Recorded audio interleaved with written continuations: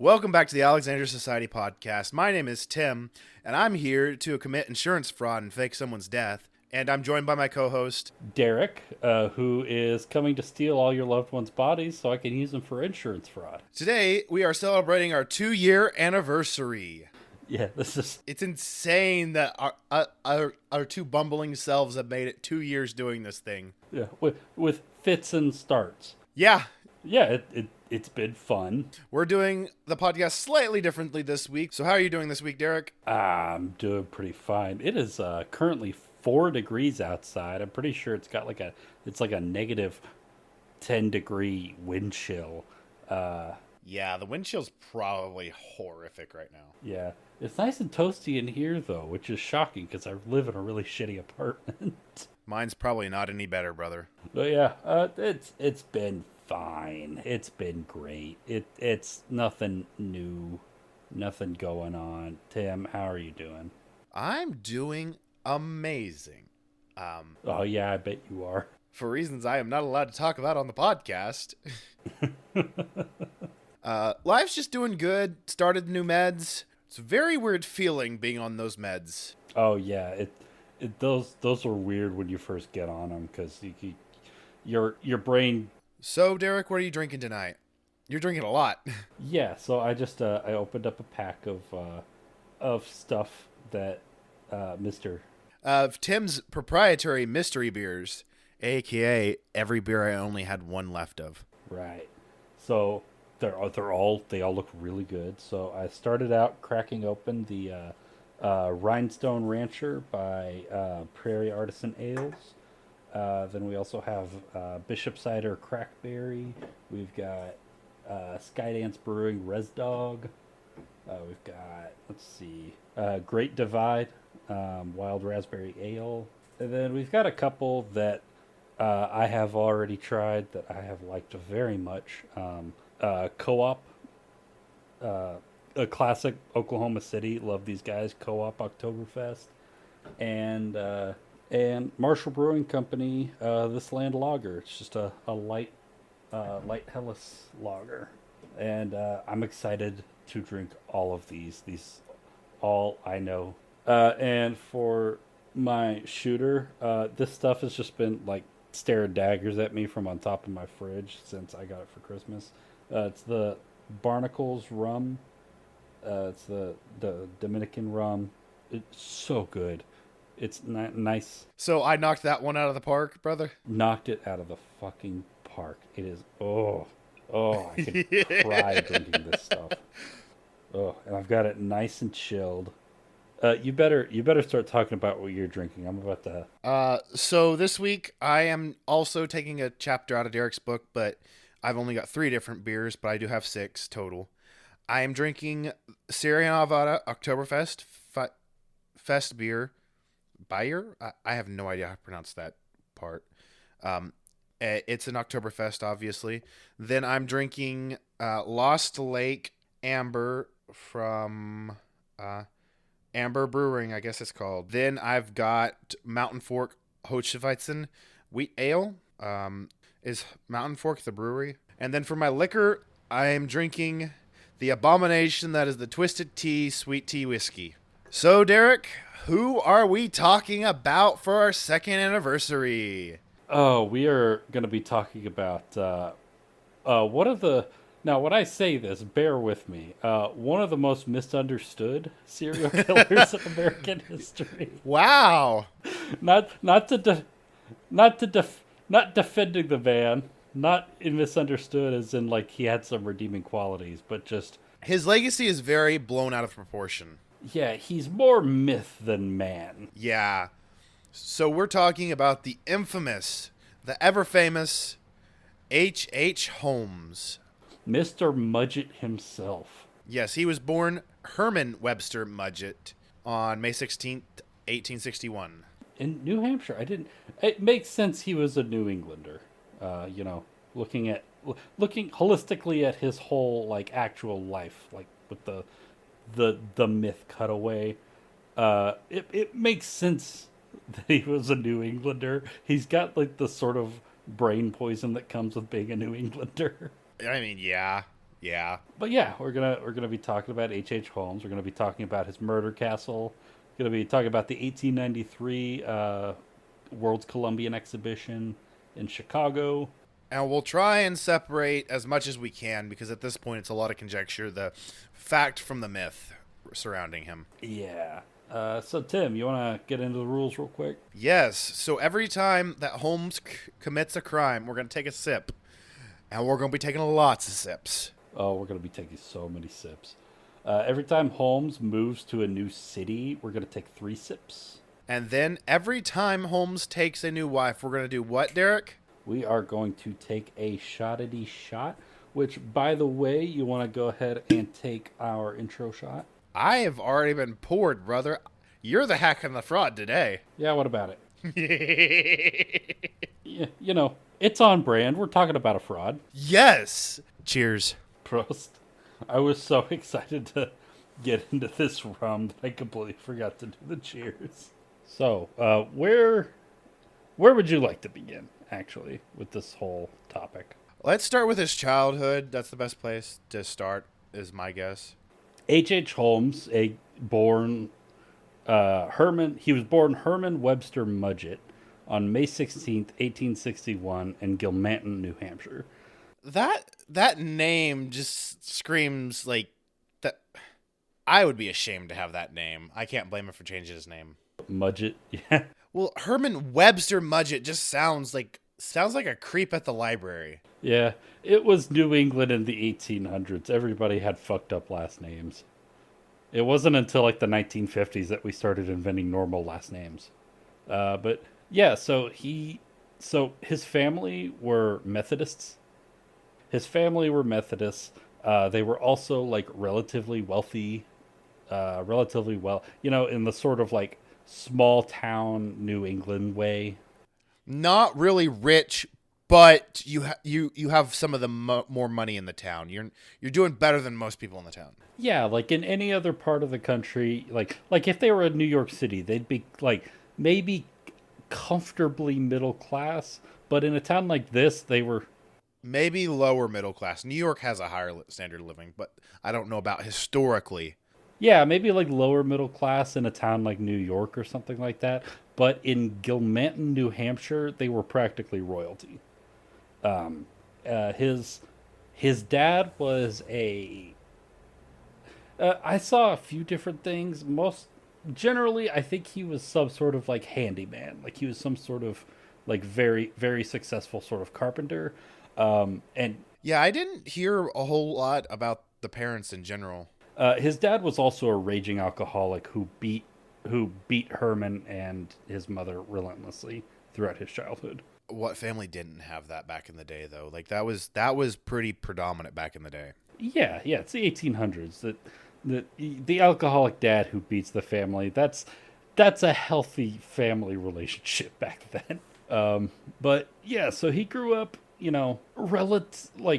for the time, relatively normal. Besides, like the a relatively privileged upbringing for his socioeconomic background. Yeah. He went to like a kind of private school that was like a university prep school. It was one of those like middle to high school sort of private schools that you have in New England that kind of prepare you to go into like the Ivy Leagues. This is one of those kinds of schools. And by all accounts, he was a huge dork, and he was a fantastic student, but he was also weird, and he got bullied a lot by other kids, both because he was just obsessed with schoolwork and also because he was like just behaved weird, like he made people uncomfortable, and so he ended up getting bullied a lot. There was one instance that Holmes himself kind of pointed to, like after his later conviction, he pointed back to this moment in his childhood where one day he was surrounded by a group of other schoolboys who grabbed him and held him, and then they were in like an anatomy class, and they forced him up against one of the anatomy skeletons, like which was made from an actual human skeleton. As they tended to be back then. Yeah. Finish your story, but I heard of telling of these events that's similar but a little bit different. Yeah. So they held him up and they smacked his face with the hands of the skeleton just to screw with him. And he said that at the time he was terrified, but after that day, he got over his fear of death and he became deeply unhealthily obsessed with death. To the point where he started killing animals and dissecting them and weird stuff like that. So the version of these events I heard was, as growing up, he had a absolute fear of death, and dead things. The story I was told, it wasn't that they picked on him with the skeleton, it sounds like they trapped him in a small room with the skeleton and basically forced exposure therapy to him. Yeah, the version I heard was that it was a bullying incident. Yeah, it's a bullying incident in both stories. How the bullying takes place is different. They were teasing him and forced him to stay in the room. Yeah. Either way, he got exposed to an anatomy aid human cadaver skeleton, and it helped him not only overcome his fear of death, but become deeply obsessed with the concept, which made him a big fan of the idea of cutting stuff up to see what was inside, which not the right trajectory, not the right lesson to learn from that experience, I'd say. Definitely not. Hey, I'm obsessed with the dead now, and I want to see everything inside. Should not be what you take away from that. Right, yeah. So he ends up, he grows up, he graduates from the top of his class in high school. First, he goes to a medical. First, he spends a year at. Oh yeah, did you want to talk about his engagement? The story I heard about the engagement, I can't remember when they actually get married, but he proposed to Clara Lovering, I think it was, what would end up being his first wife, when he was young age. I want to say 12 or 14 because it felt like it was an even number, but I can't remember which. I remember this distinct part of the story is he informed his mom afterwards, and his mom berated him, saying how Clara would probably have to take care of him. Basically insinuating, I don't know if that's apocryphal or not as part of the story.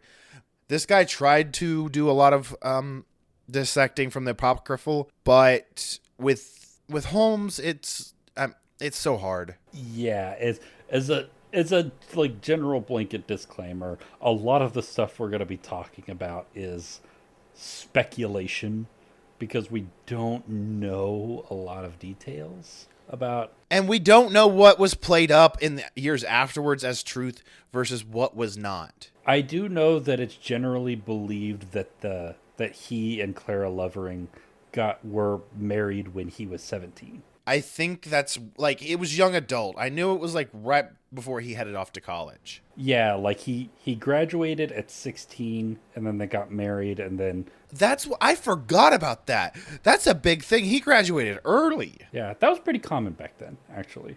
I didn't know that, but damn. It wasn't until the 1950s when that most schools set a solid graduating age at 18. Back then it was not uncommon to graduate from high school at 16. But yeah, so they're married when he goes off. He spends a year at a medical school at the University of Vermont, which, by the way, that's moving. So yeah, that's 3 sips. And also, he's already gone to medical school, so we got to take our shot for the first marriage. Cheers. Prost. What do you have on the medical school? Because I remember this one story.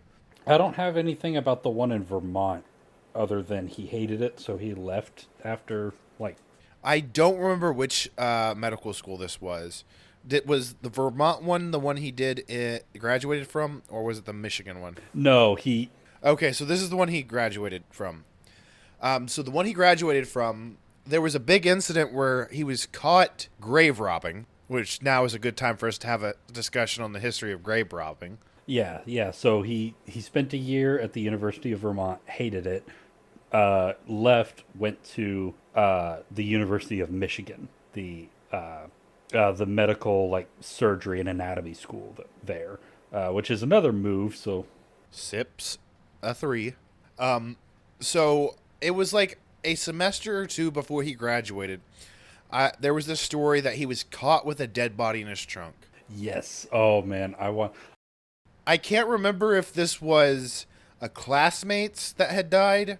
I don't. I that if the story is that, that's probably more apocryphal because I don't feel like he actually started killing yet at medical school. no, I so during this time there was an entire cottage industry, like an underground part of the medical industry of grave robbing, because at the time the leading like medical theories, like all of this was the late 1800s. This was the Victorian period. We were making all of these huge, Donating your body to science was not really a thing back then. yeah, we were making all of these huge advancements in like all of these different kinds of sciences, like physics, mathematics, electricity was just becoming a big thing. Um, and the medical industry was starting to feel left out. And there was the prevailing thought was that the only way to advance medical knowledge, in the same way that they were advancing all of these other knowledges, was through the dissection of human bodies.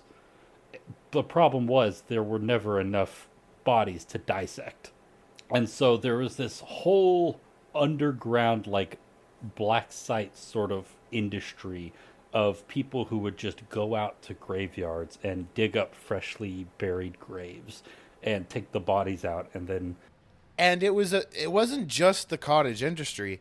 If you were in medical school, in order to get your education, you were expected to go rape some graves to be able to dissect bodies. yeah, that, and it's really bizarre because they were always excuse me, these were never official because to everybody outside the medical industry this was an insane thing to do, which, you know, normal people think that that's an insane thing to do.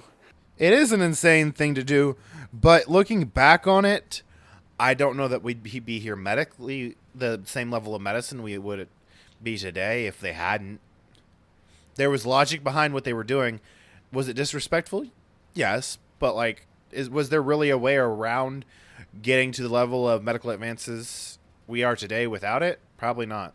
The thing was that most of the people who were doing the actual robbing weren't always, they almost universally they weren't doing it for medical knowledge. They were selling it to the people who were doing it for medical knowledge. The guys who did it themselves were just doing it for money. And and even though he was a medical student for Mr. Mudgett here, he was also doing it for money because this was when he started doing his first insurance scams. That's how he made money in college, was by stealing. Insurance scams. This man is like a scam artist to the T. I actually, now that I know more about his history, I view him more of a scam artist who killed rather than a serial killer. Yes, and that is another thing that I'd really like to talk about, is that this period of history was the golden age of American scam artists. I I really wish time machines were a real thing because I just want to go back and just watch scams happen because I'm like, there's no way people are that dumb, but people were that dumb. Yeah, this is the period in history where the Eiffel Tower was sold by just random guys. Any large monument or like thing that could be sold was sold. I love this one story because there was this guy, and it's probably multiple guys, sold the Golden Gate Bridge for a couple bucks multiple times in a row to every. He just stood on the Golden Gate Bridge, is like, "Hey, you want to buy it?" To people passing by, and they're like, "Sure," because it was like $5 or something like that, which was a lot back then, but like still obtainable ish. Yeah, and that's just with like the big monuments. When you this was also the period of like Manifest Destiny, like westward expansion. There were enormous tracts of land everywhere that people were going out to get, and a lot of these scam artists would just go out west to where like there'd be like it'd be claimed land, unclaimed land, federal land, Uh, all and whatever kind of land it was, there'd be nobody out there, and so con artists would just go out west and they'd sit around until somebody else came by looking for land, and then they'd just say, "Hey, you want this land?" and land, it's my land, I'll sell it to you for cheap. And they'll be like, hell yeah. And then they'll pay for the land and start settling on it, and then find out, oh, actually it's owned by the railroad company out that way, and now they're sending Pinkertons in to evict you. And the guy who sold it to you is out in the wind, just like never going to be seen again. A handful of people, and then just hop cities. Yeah.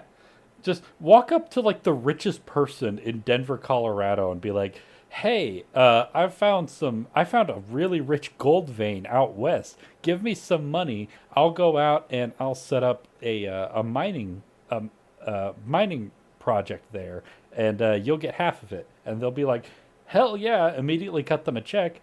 They'll go cast a check and then never be heard from again. Yeah, shit like that happened all the time. All the time. And so this guy, even doing his killings, like this was just that, but like to take it to the next level.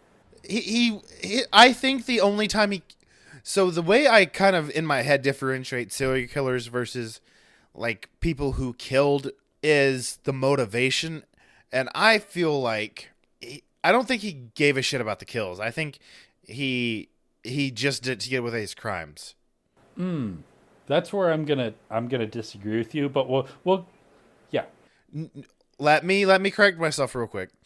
I think at the beginning that's what it was. Even then, when we get to the murders, I'll explain my side. But yeah, so basically, while he's at the University of Michigan, while he's doing this grave robbing for the medical school, what he's also doing is he'll take some other bodies and he'll take them and then he'll stage them. He'll take out a life insurance policy on a person who doesn't exist, and then he'll stage these bodies in such a way that they become disfigured in some accident, and then say to the insurance company that it was the relative of his that he had insured.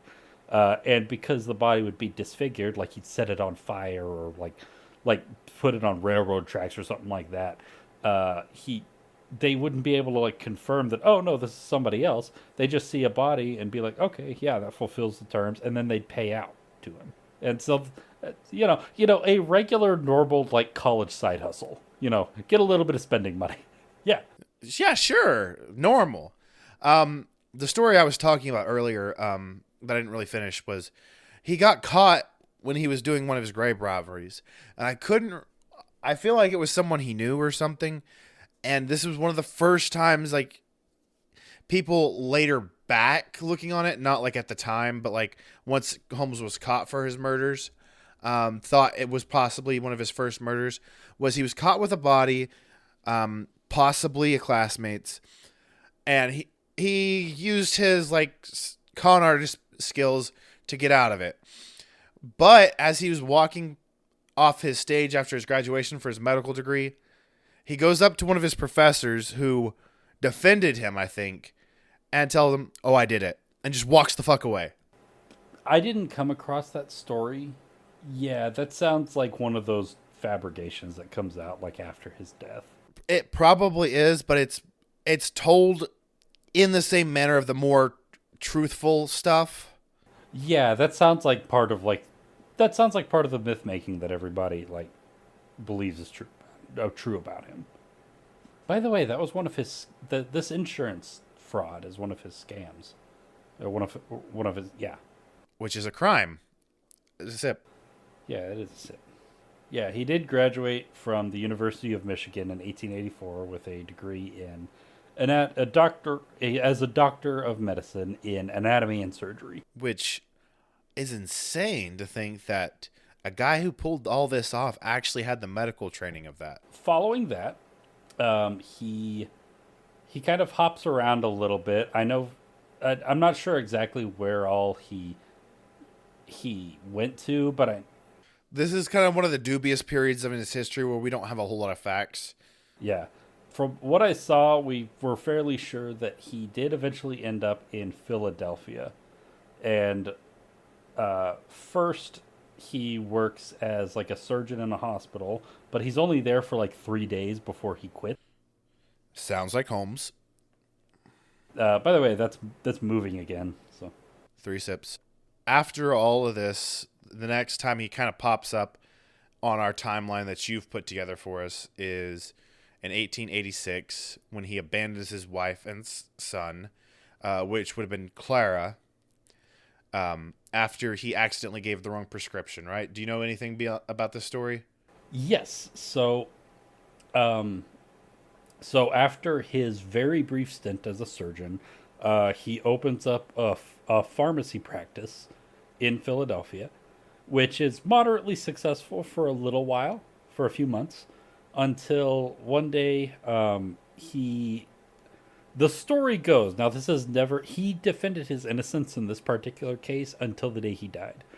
But He didn't cop to any of the murders except for the very obvious cash grab ones, which we'll talk about once we get there, till the very end. yeah. Yeah. And also keep in mind throughout all of these stories, he is running like a variety of scams, like everywhere he goes. Just like it's the main way that he makes money. There's not a single scam he is not doing. But the story goes, or the way that it was that it's kind of come down to us is that a boy who was taking medication that he had prescribed, a young boy, had died. And it was generally believed that he had died because he had been poisoned by an incorrectly prescribed medication that he had gotten from by this point, Dr. Mudgett's pharmacy. And so he began to be investigated for the death of this young boy and like like a negligent death. And even though he proclaimed his innocence, he decided to go ahead and he sold his shop and he took up stakes and he abandoned his entire life and his family, his wife and his young child. I throw this all that if we want to believe it was an accident, whatever. I chalk it up to at the core of his being, Holmes was a coward. Yeah, I can fully believe that. Also, people dying from like negligently misprescribed medications at this period of time Happened all the time back then. was incredibly common because most of the time these medications like even like a correctly prescribed medication was oftentimes just poison. Like this is when they were like prescribing mercury to treat cancer and stuff like that. It's just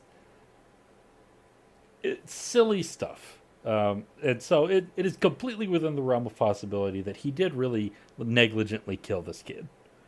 But regardless of the truth, he did in fact abandon Philadelphia and he abandoned his family and he moved out west to Chicago in 1886. 3 sips. 3 sips, yep. Moves to Chicago and he takes the name of oh shit, I didn't even put down Henry Howard Holmes is the name that he took.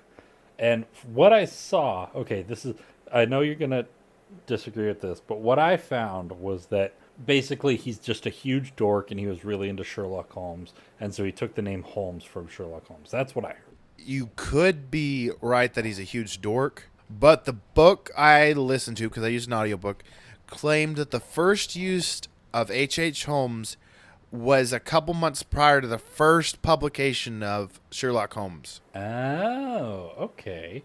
Interesting. Yes. I did not do any research on that myself. I didn't check the dates or anything like that. But that was the contention of the book I read, my main body of research. So did they give any, like...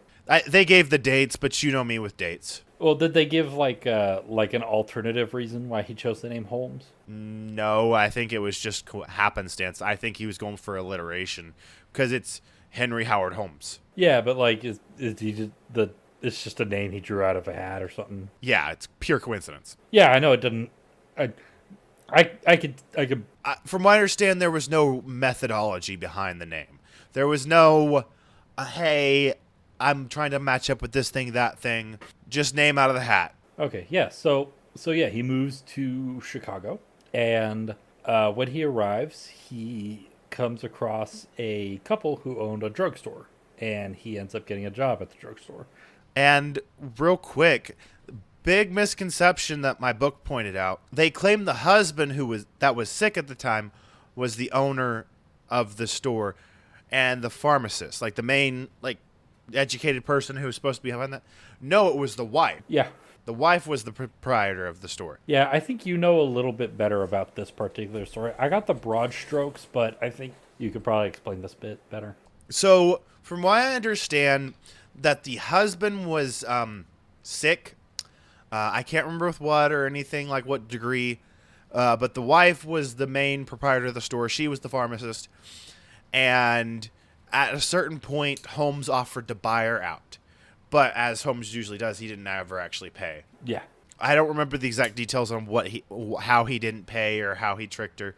From what I think, if I'm remembering correctly, they moved away to get better treatment for the husband, and in the end, up until like decades after Holmes's death, they were claiming that the pharmacist, the story had concluded the husband was the proprietor, the pharmacist, but it's always been the wife, had been killed as one of Holmes's murders, but they were still alive decades later after Holmes's execution. Yeah, that was like one of the first big myths about H.H. Holmes, that when he arrived in Chicago, the first thing he did was kill a pharmacist to steal his business. Yeah, and then he sold off the pharmacy to someone after a little bit, but he did another one of his schemes and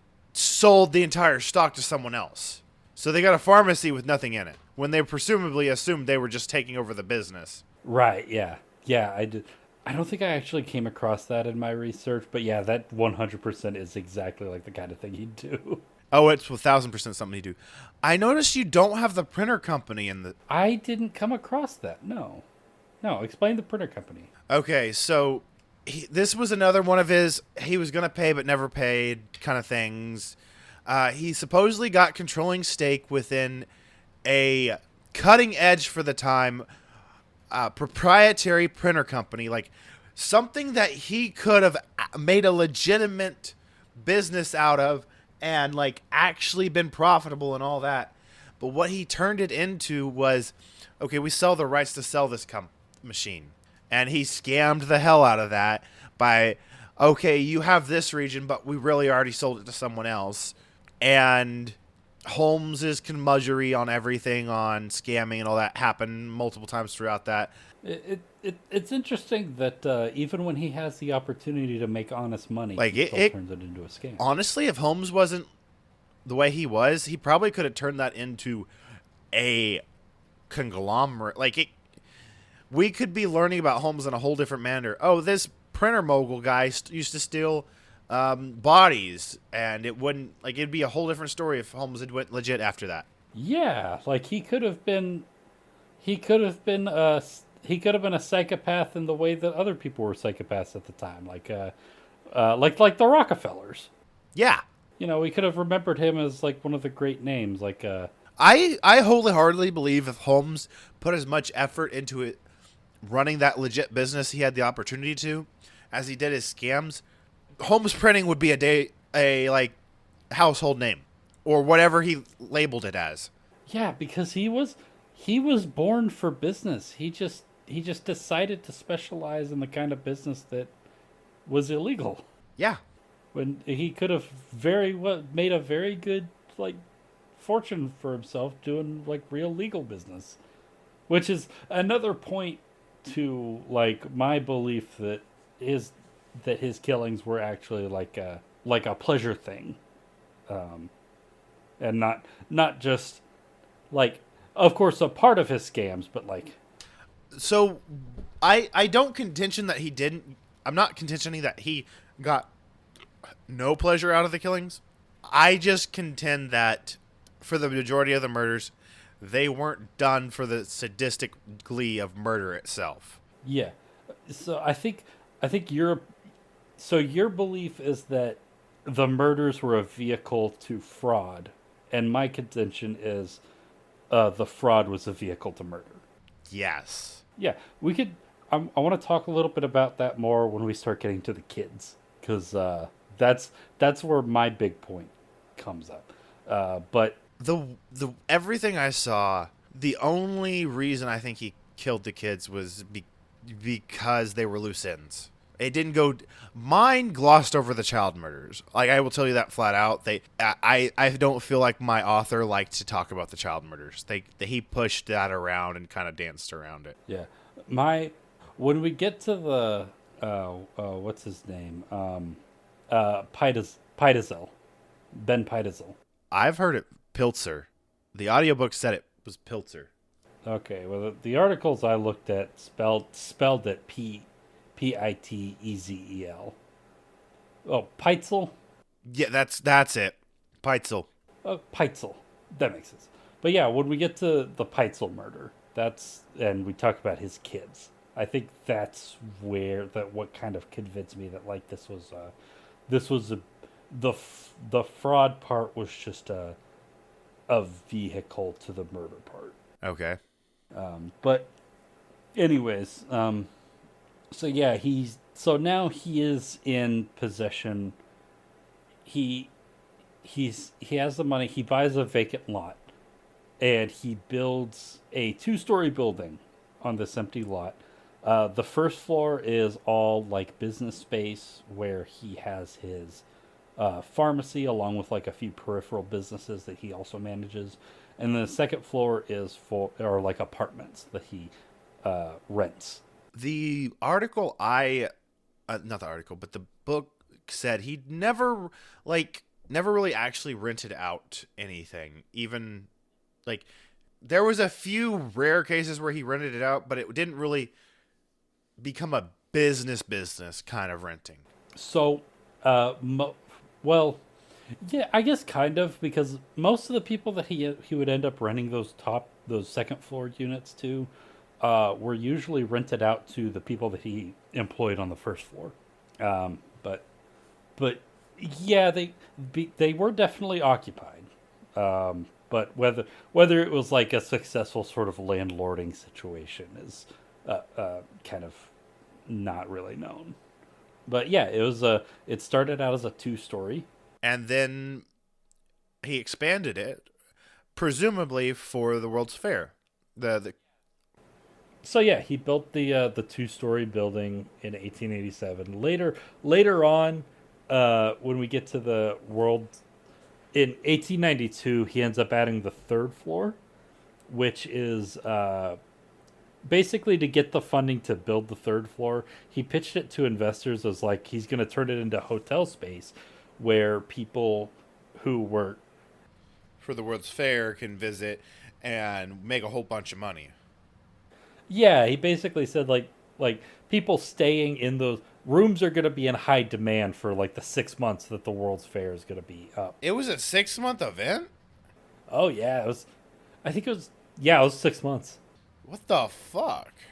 Yeah, it lasted a while. But yeah, basically his pitch was there's going to be a shortage of hotel rooms in Chicago for a few months, and I think with the price hikes, we're going to be able to make back this investment by a tidy sum by the end of the World's Fair.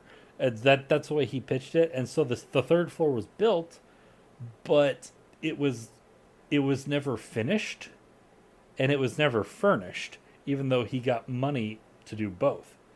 And so the top floor of the infamous quote unquote murder castle was completely unused. Don't forget the insurance fraud he attempted. Yeah, so the fraud that So he tried to burn down the building in order to get insurance money before it was finished. I think that was his plan the whole time. He was trying to expand it and then get, without having to pay the entire fee that he took out, get all that money that he would have gotten for the price if they had finished it.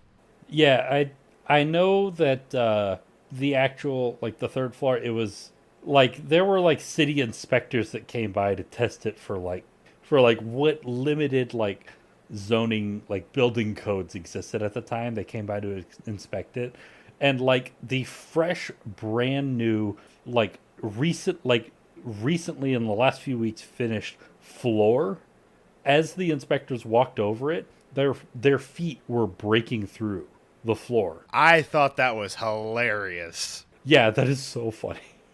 And that was on purpose. He intentionally like skimped on like the materials and stuff. He bought it cheap as fuck. He went with lowest level contractor. Yeah, but he got the full cost in investment from his investors, from his creditors.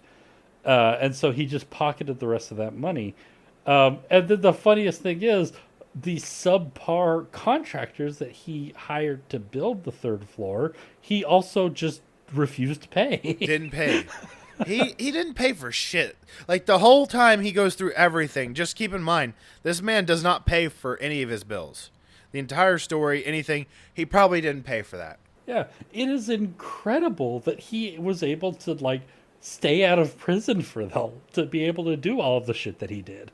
It was easier back then. It was easier back then, but the thing is, like, part of the easiness is just being able to flee the town you're in and just never come back and then change your name. But he stuck around Chicago for several years. I am, if it weren't for the murders, I'd be halfway impressed with this man. Like, this level of scam artistry is just kind of impressive. Yeah, yeah. You do not, in fact, have to hand it to H.H. Holmes. I'm not going to. Yeah. I'm just saying, if the man didn't kill people, I would kind of admire him. Oh, yeah. I have nothing but respect for a lot of the con artists that you hear about from this period of time. I got to go and look some of their names up because I think you'd enjoy some of their stories. But I think we need to do another mystery docket on just a scam artist. That'd be fun. oh, that would be a fun episode. I'll I will work on that. I don't know when that's going to happen, but I'll make sure we do one on a scam artist. But yeah, in the meantime, between opening the shop and getting the third floor constructed, which is what finally created what we now know as H.H. Holmes' infamous murder castle, which is a name that it took later, but at the time it was actually called the Castle by people who lived in Wynnewood. So it was called the Castle. That's Yeah, people locals call it the Castle. It's not Wynnewood, it's Englewood. What the fuck am I thinking? Wynnewood is the zoo that I didn't have a name for it, so you're doing better than I did. Englewood is the neighborhood that he was in. Wynnewood is the zoo that the Tiger King owned.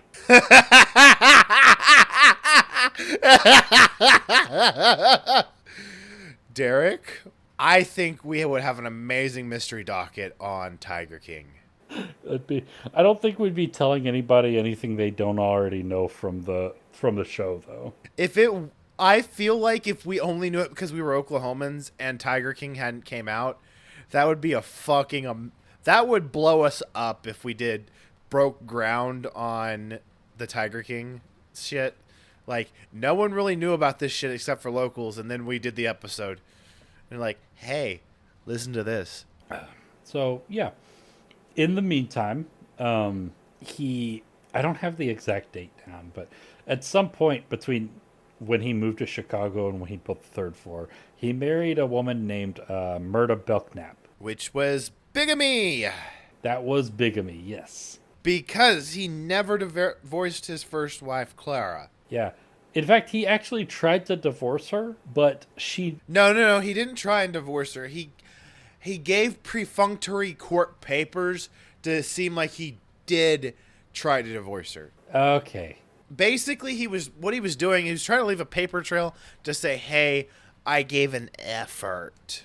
but never followed up. Yeah, because And then she tried to divorce him, but she never followed up either. yeah, because Clara, as far as we know, never actually knew that he ever filed for divorce. She never. No, she responded to the divorce papers. She did. Okay. All right. This okay. They started the process, but like Holmes did, he didn't finish through it. Yeah, the sources I read said that she might not have ever actually known that he had ever tried to file. I trust you. But yeah, so with her, with his new wife, his new bride, he tries to expand his business to include hotel rooms on the third floor. Except actually, he wasn't. He was just defrauding investors And insurance companies. Which brings us to. I just wanted to take this opportunity to talk about the Chicago World's Fair because this was a fascinating little bit of. This is a thing I've heard about for forever, but I've never known about. They just talk about the World's Fair. They don't explain what it was, what was the significance, or anything like that. Yeah, so during the mid to late Victorian era, the late 1800s, there wasn't just this one World's Fair. There were many World's Fairs. There were a couple dozen. And the whole premise behind a World's Fair was so that some imperial Western, whether it be America or a European country. We never took our shot, brother. Oh, shit, yeah. Let's go and do that. Pros. So, yeah, there were like, I think there were like a couple dozen different World's Fairs. There's one in, like, the brand new, very young Empire of Germany had a couple. I know there was one or two in Berlin. I think there was one in Munich. There were a couple in Paris, or a couple in London, one in Brussels. And, of course, there were several in the United States, including the one in Chicago in 1893. Eventually, I would absolutely fucking love to talk about the one in St. Louis, because it was a fucking shit show. The 1896 World's Fair in St. Louis, Missouri, was an absolute fucking nightmare of planning and racism, and you can't call it early America without the racism. Yeah, as a little preview, St. Louis won the bid to host a World Fair and to host the, I think it was the third or fourth Olympic Games at the same time. Oh, fuck. And the committees for the World's Fair and the Olympics absolutely could not agree on who should have the right to use St. Louis at that time, and so they just decided to combine them, which made both of them less popular as a result. And we also get the story of I would argue, the dumbest. Was that the one where the race where like someone fell asleep and like a couple people like suffered dehydration and almost died, and then someone caught a cab ride in like the long race, the marathon or something? I need to tell you now, those are the least interesting things that happened during that race. I knew there was that's what I remember right offhand. I know there's a lot of insane shit that happened during that race. The guy who won the race almost died from strychnine poisoning during the race. I remember that. That race was fucking bonkers. They turned an Olympic marathon competition into a race science experiment. And it was so fucking stupid. On accident at that. So yeah, World's Fairs. Basically, what a World's Fair was it was an opportunity for an imperial country during this great game of like imperial colonial like expansion, for a Western colonial power to kind of flex their muscles and show how rich and how cosmopolitan they had become. And they did that by spending a whole shitload of money on building a giant fair that they would put on for half a year, showing off all of these curios and inventions and wonders from all across their like colonial empire. And the United States hosted several. I think the United States actually hosted the most out of any Western country, which is not it is a type of flex. Not a good type of flex, but it is a type of flex. But the specifically this one is probably the most famous and most important, unless you count the one in Buffalo in 1899, which is the one where a president was murdered. But this one, 1896 in Chicago, or 1893, I mean, it was so the concept behind it was that it was held. It was originally supposed to be held in 1892 in order to commemorate the 400th anniversary of Columbus's voyage to the New World.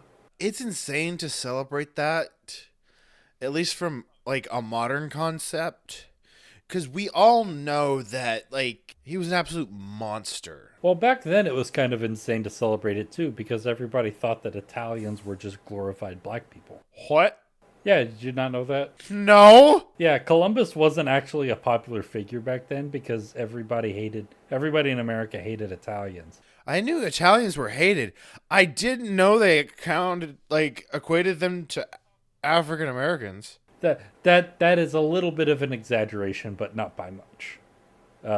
There was a concept that like Italians, in the race science terms of the time, they considered Italians to be like somewhere like between white people and black people, but closer to black people. The Chicago World's Fair, which was also called the World's Columbian Exposition, it featured so basically what it was is they took a whole portion of Chicago and basically took like a whole giant municipal park, and they put a giant water feature in the middle of it, and then built a whole bunch of temporary buildings in the style of Victorian architecture from all different countries from around the Western world. Basically, the United States and Europe.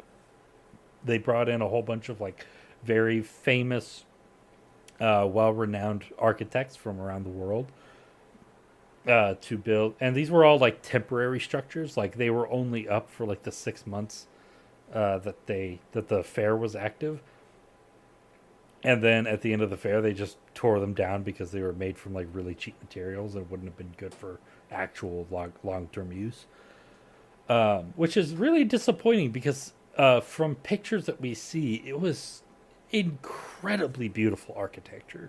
It's a genuine like works of art that it's a real shame that we don't still have those buildings because there was some genuine like affection and creativity that went into a lot of their construction that would have been if nothing else about this whole thing, that those buildings were a genuine like marvel of American artistry and passion. But so all of these buildings were then host to all of these different stalls and different presentations and artistic, like theatrical and musical acts from all around the world, but specifically focusing on like American stuff because it was in America. The whole point was to kind of glorify the United States, and specifically it was to glorify. Yay, propaganda. Yeah, it was essentially like a big propaganda thing. It was meant to glorify like American specific, generally speaking, the virtue of the American Republic, and specifically the cultural heritage of American westward expansion. Basically, like Manifest Destiny. It was a giant trophy to Manifest Destiny, basically.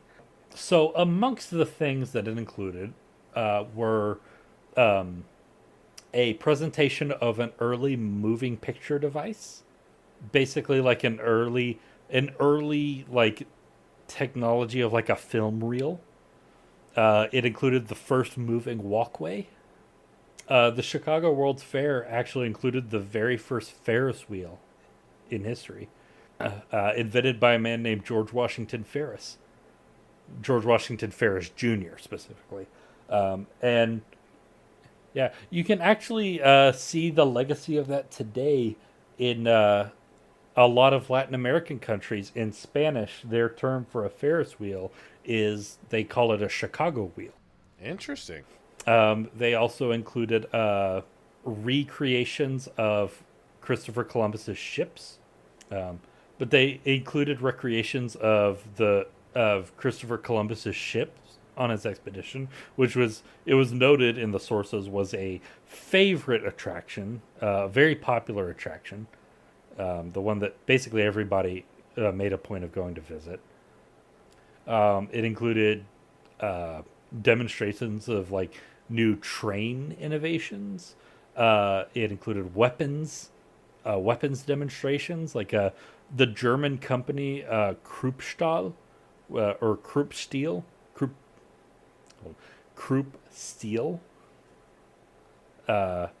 which was like the main weapons manufacturer for the German Empire, and then later on also the Third Reich, but that hadn't happened yet. They were demonstrating a whole bunch of their newfangled repeating artillery, which was their first example of like basically artillery that wasn't just cannons. Okay. And then I think the biggest ones that had the longest lasting impressions were the displays from like all of the a bunch of like Western territories in the United States. They had people from a bunch of different like like not quite like newly settled unincorporated Western territories that to kind of demonstrate like the blossoming American ingenuity that was building civilization out of untamed lands, including they had a display from Oklahoma. They had a bunch of Okies come out and talk about their homesteading lives and their stolen land in the Indian Territory. And they also, I think most notably in my mind at least, they had displays of native people from across America. Now, when I just say displays, I don't mean like they had people giving presentations about their cultures. It's not a respectful thing. They're parading natives around like. It was a zoo. It was an act that's not an exaggeration. That is what it was called. It was a zoo. They had a zoo where they presented native people from across the North American continent. On top of that, they also had a recreation of an Indian school, which do you know? Are you familiar with Indian schools? I know a little, but not enough. Basically, they were the main tool for destroying native cultures. The re-education camps. Essentially, yes. They would basically force native tribes on reservations to surrender their children to the state, so that their children could be locked up in a glorified juvie prison, where they would be relentlessly harassed and abused by their white headmasters and teachers, into forgetting about their native culture and being integrated into white American culture. It was a brainwashing camp. Essentially, it wasn't quite in order to brainwash them. It was more just to, because they had no illusions that. Yeah, it was. They had no illusions that these kids that they were quote unquote educating would ever actually like them. The point of it was to separate them from their native culture so that new generations wouldn't be able to pass it down. It was a cultural genocide. It was like a pre-brainwashing for the future generations, just like cults do. Like they separate you, they isolate you. Yes, it was. Very cultish. Yes, yeah, which opens up a lot of a lot of conversations about the notion of nationalism that I think a lot of people don't like to talk about.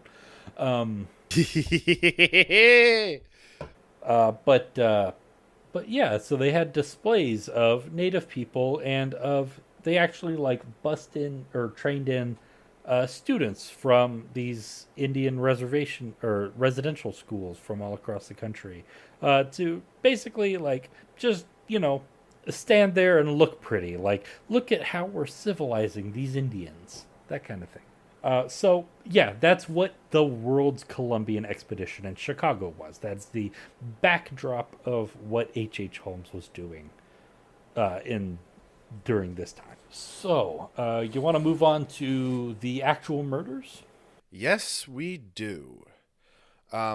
So a lot of Holmes's murders were kind of like inspired to get money some way somehow. Yeah, there's this persistent myth that's like the central part of his mythos that he did his murders against people who were in town to go and visit the World's Fair.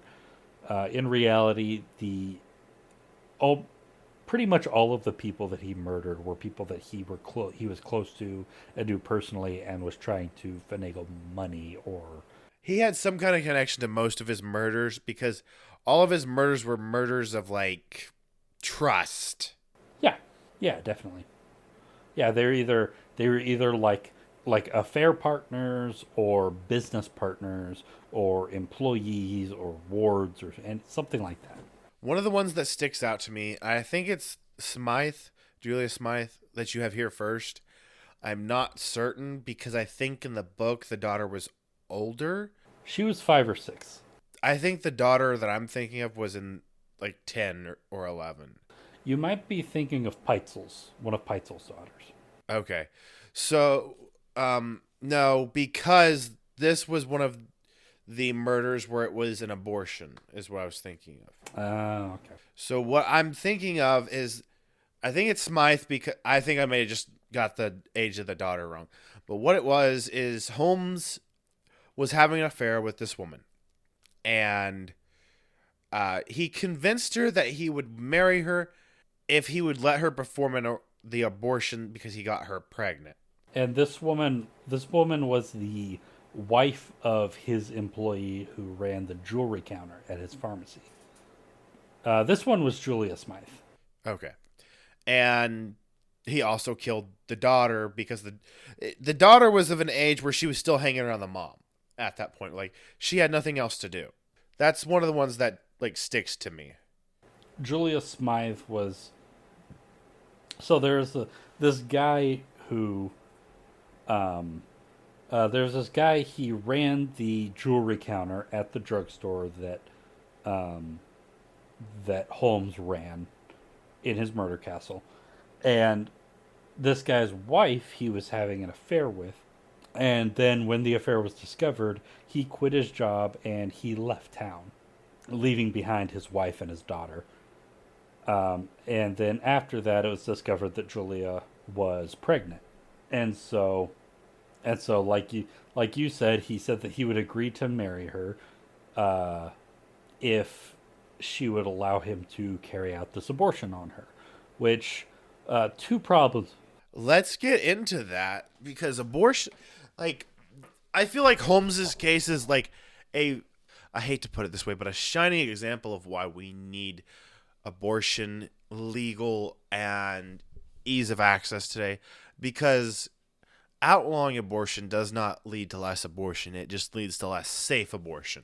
Well, here's the weird thing is back during this time, abortion was not illegal, and it was definitely not controversial either.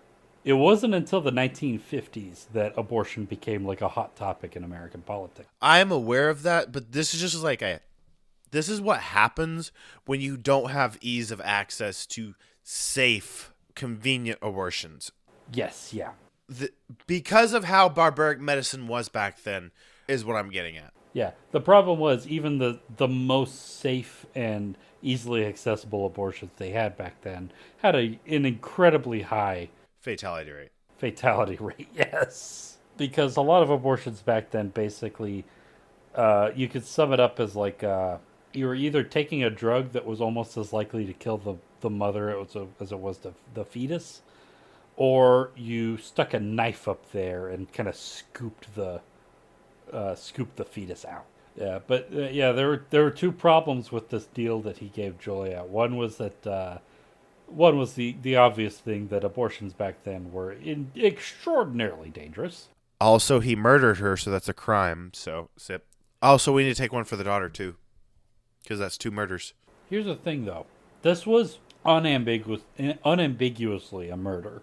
The thing is, most people think that the abortion story is like an excuse or a cover up, but I kind of disagree with that. I believe that I can fully 100% believe that he genuinely tried to give her an abortion that ended up being botched. I feel like Holmes. So, my book kind of suggested that Holmes didn't truly earn his medical degree. Like, he either cheated on his test or something, but like he didn't actually have this, cheated his test, or like did something where he didn't actually have the skills even for the doctors for the time. Yeah, that is fully believable. I can 100% believe that he would have done that. The thing was also that he was trained as a surgeon, not as a gynecologist. Yes. I feel like, not to defend Holmes, I feel like medical training back then was a little more all-rounded, even if that wasn't your specialization, because if you had medical training, you were expected to do a lot more back then because there's just less people who medical training. Yeah, that's true. As evidenced by the fact that as a surgeon, he was running a pharmacy. But even then, like abortions back then, like gynecology was already dating back to like the 1830s, 1840s, was already its own sort of like carved out, like separate medical field from something like surgery. It was generally understood even back then that a somebody who is trained to perform an emergency appendectomy was not did not have the skills necessary to perform an abortion. That was something that was even understood back then. Yes. And so I can fully believe that he would have convinced this woman that he had the skills necessary to perform an abortion, despite the fact that he didn't. See, that's just Holmes, though. Like, he oversold himself on everything. He had to be this big, masterful jack of all trades, but not just like a jack, but a master of all trades. Absolutely, yeah, yeah. That was a part of his brand that he sold for all of his scams, which would have made him an incredible businessman if he just decided to stick with something like genuine instead of this. He could have killed people on an industrial scale rather than a very personal scale like this. Quick side note, I just realized this is our first episode we're recording in 24. Because technically Shawnee Bean was last year. That was just like a Freudian slip, but you know what I meant. Yeah, speaking of barbers, let's talk about this surgeon, H.H. Holmes. But yeah. Do you want to do anything special to commemorate our first recording of the new year? I'll take a sip to that. I don't particularly want any more of that whiskey than I have to. I'm already dreading the 2 extra shots I have to take. Moving on to the next victim. Let's just say Holmes could not keep his dick in his pants. Oh, absolutely not. None of these guys, serial killers, as a general rule, either don't fuck or fuck way too much. Like, Holmes was a horn dog, like cubed, not squared, cubed. Yeah. So the next victim, which there's 4 victims that we know of for sure, or generally, like, we're fairly sure he really killed. Yeah. I mean, besides Peitzel and the 3 kids, there's 4 prior to that we're fairly sure he did kill. That's Julia Smythe, and then this one, Emily. Is that Sigrand? Sigrand. Emmeline Sigrand. That sounds pretty good. Sigrand. Yeah, let's go with Sigrand. That sounds best. Sigrand was a secretary under Holmes at his business.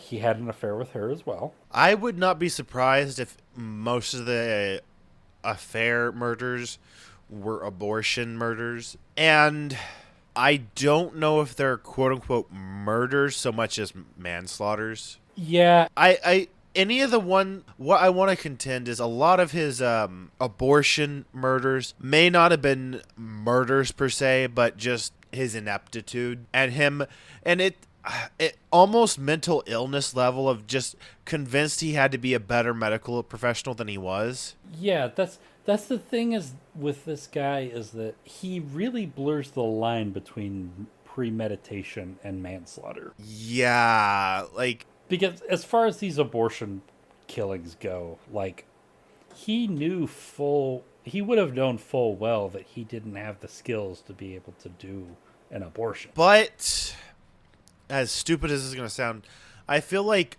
there was a lot of self entitlement slash self assuredness that came with having your medical degree like back then. Like if you had your medical degree, you were expected to do whatever you could medical wise. No one cared what your specialization was back then. Yeah, yeah, that's fair. Well, for a lot of yeah, To an extent, I understand. Like there was a little bit of distinction, but like in a small town or like a broke family, like hey, that guy has his medical degree. He can help us out. yeah. Well, yeah, I can. That is definitely the case in like a lot of the small towns in America that were ubiquitous throughout the country at the time, especially when you head out west, like to Illinois or Missouri or further out to like Utah or California or somewhere like that.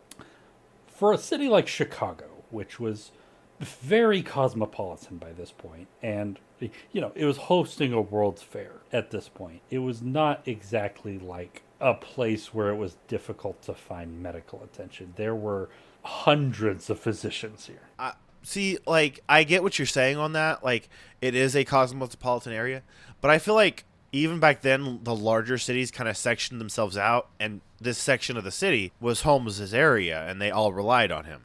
That's Not literally all, but you know what I mean. no. This was actually like one of the. This was like a solidly middle class part of the city. They had a large number of physicians who lived in this area who had a lot of different specializations. Jesus, I would have thought my book would have brought that up. Yeah, this was I keep forgetting the name. It's something Wood. Englewood. Yeah, Englewood was because this was on like Englewood was like on the south side of Chicago, which today has a bad reputation as like the poor side of Chicago, but back then was more the rich side of Chicago. And Okay. and so this would have been the part of town where you would have had your kind of pick of the litter as far as like medical attention goes, especially if you were wealthier, which is a lot of Holmes's clientele. Yeah, and Holmes really wasn't even doing like physician sort of work during this time. He was mainly focusing on his work as a druggist, as a pharmacist. I still think it's crazy how someone who was specialized in surgery became a pharmacist. Oh yeah, it's that's From a modern perspective, obviously. yeah for Bavana. Yeah, it's a very the 1800s, especially the late 1800s. It was a time of transition, and that makes everything more complicated. It was a time when you had machine guns and feudal kings at the same time. It was a very complicated period of history. But yeah, so this woman, Emmeline Segrand, basically another one of these stories. We don't have a whole lot of information passed down to us, and we're not really going to focus on like the details too much because we have a few more to get through. But I mean, other than they fucking found her skeleton.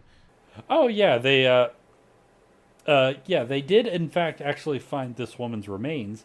This woman's remains were in the possession of another physician in Chicago who claimed that he had received 3 separate anatomical skeletons from H. Holmes. So, presumably, he was hiding some of his murders under the guise of continued grave robbing. Yes, he was probably doing. That's probably a way that he hid some of his murders. It's generally believed, based on his own accounts, that that this woman he was having an affair with her. Probably the same sort of situation as Julia Smythe. Offered to marry her if she would go through with an abortion. Yeah, if she allowed him to stick a rusty used knife. Did we take a sip in form of Miss Segran? Yeah, sure. I asked if we had already.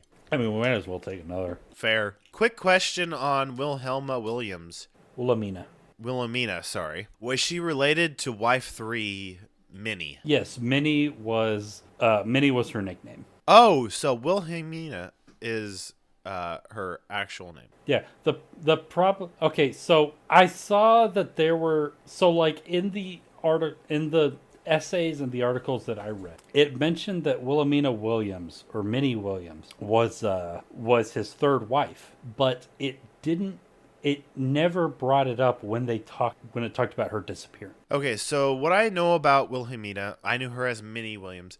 They actually were like acquaintances / I think she worked for Holmes for a while, for like a year or two before anything happened, and then they started an affair. Yeah, she was a stenographer. Yes, but she also had this actress thing going on.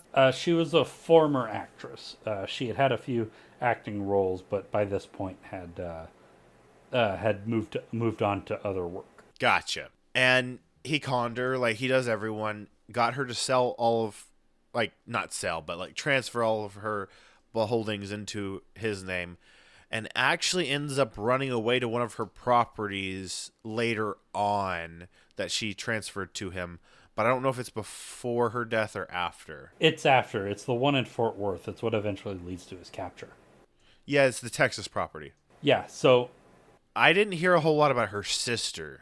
Yeah, so the sister part is just because he is suspected that she's one of his other victims, because so basically, like, they have a thing. She convinces Wilhelmina to transfer her properties to who he says is a business partner of his, but is actually one of his aliases, and then tells her that he's going to take her and her younger sister Anna on a trip to Europe altogether.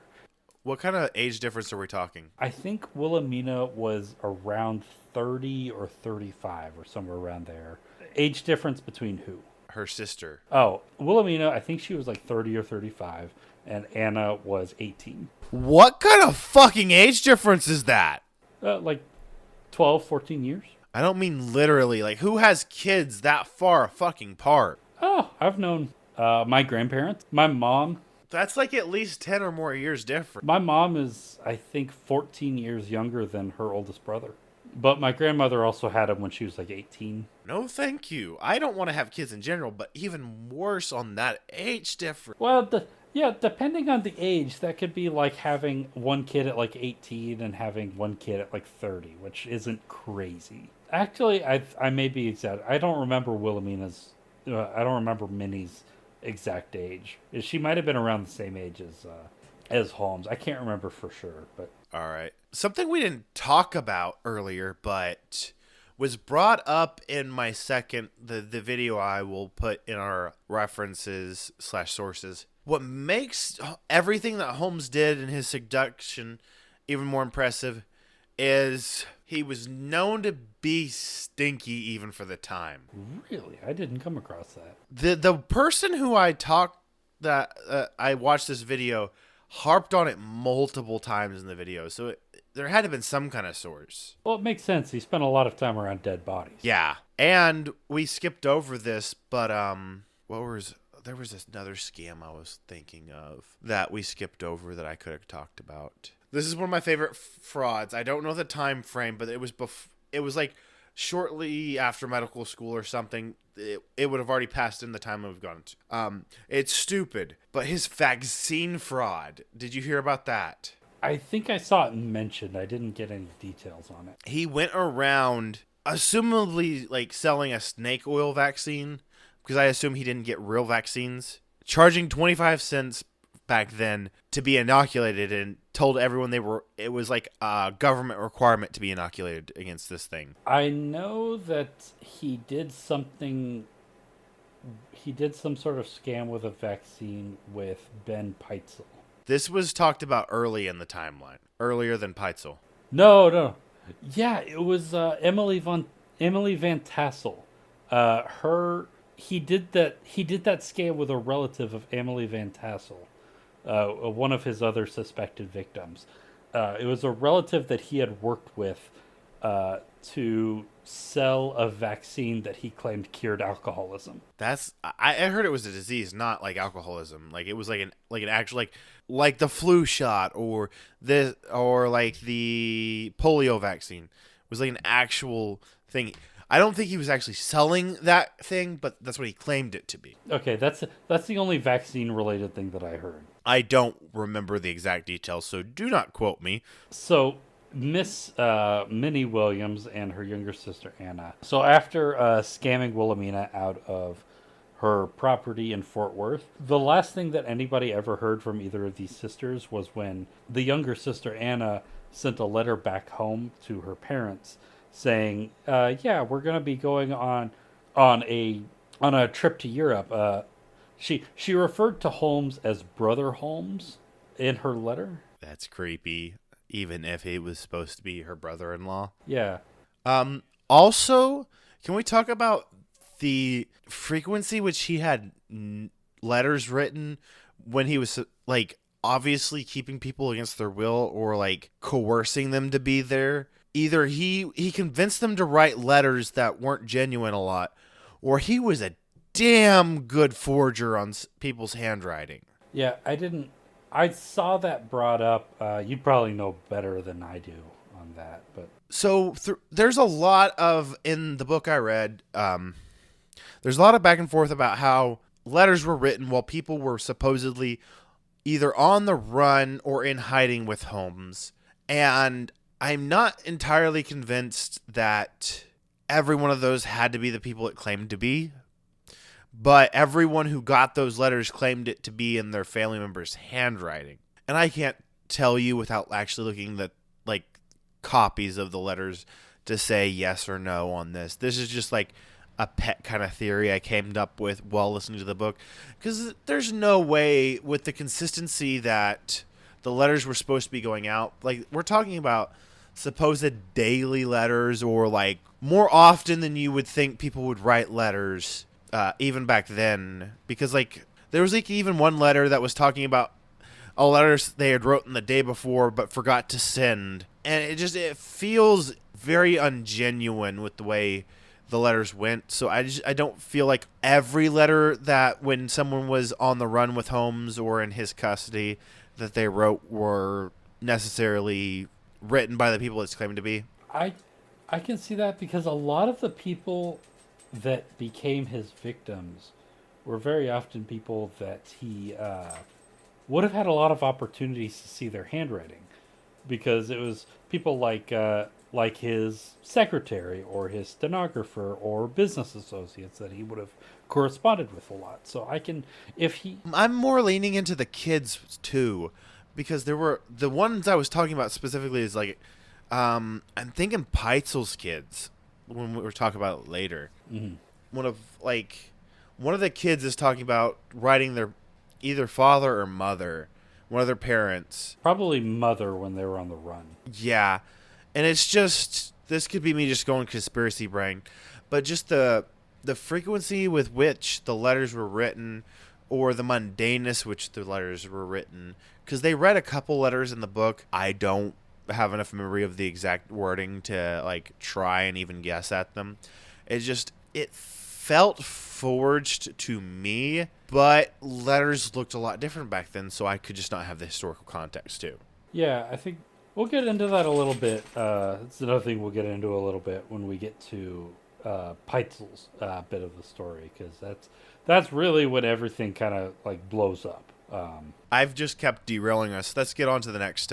Yeah. So real quick. So the last that anybody ever heard of either of the Williams women was when Anna Williams sent a letter to her parents saying that quote unquote brother Holmes or brother Henry, was going to take them on a trip to Europe, and then they were never seen again.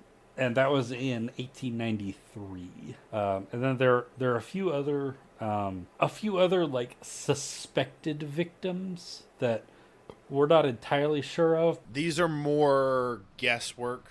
So one of them is John de Bruhl, he was a creditor of Holmes. So it was a guy that Holmes owed money to, and he was also buying prescriptions from Holmes' drugstore. And one day, Holmes prescribed him something that he ended up consuming, and then shortly afterward, he died of an internal hemorrhage. And then, even more strangely, shortly after his death, it turns out Holmes had a life insurance policy on this man, and so I am not surprised Holmes had it.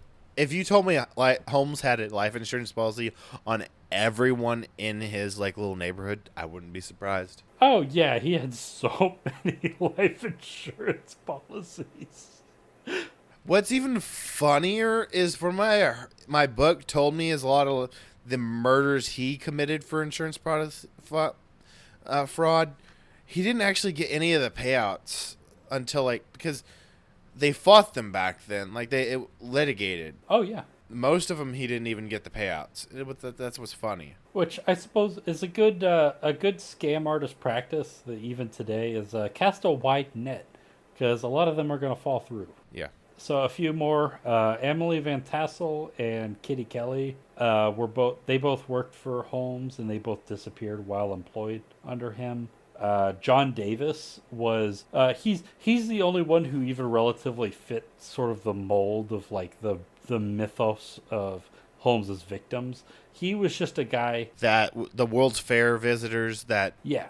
he probably never actually murdered any of. Right, yeah. He was actually just an out-of-town visitor to the World's Fair, and he disappeared while he was in Chicago, and happened to have visited Holmes's drugstore on several occasions while he was in town, and he ended up disappearing. Harry Walker, he didn't work for Holmes, but he worked in a business near Holmes, and he was originally from Indianapolis, but he was in Chicago for work, and he disappeared, and eventually he was declared dead by authorities. And when he was declared dead, Holmes received a life insurance payout of $20,000 for him.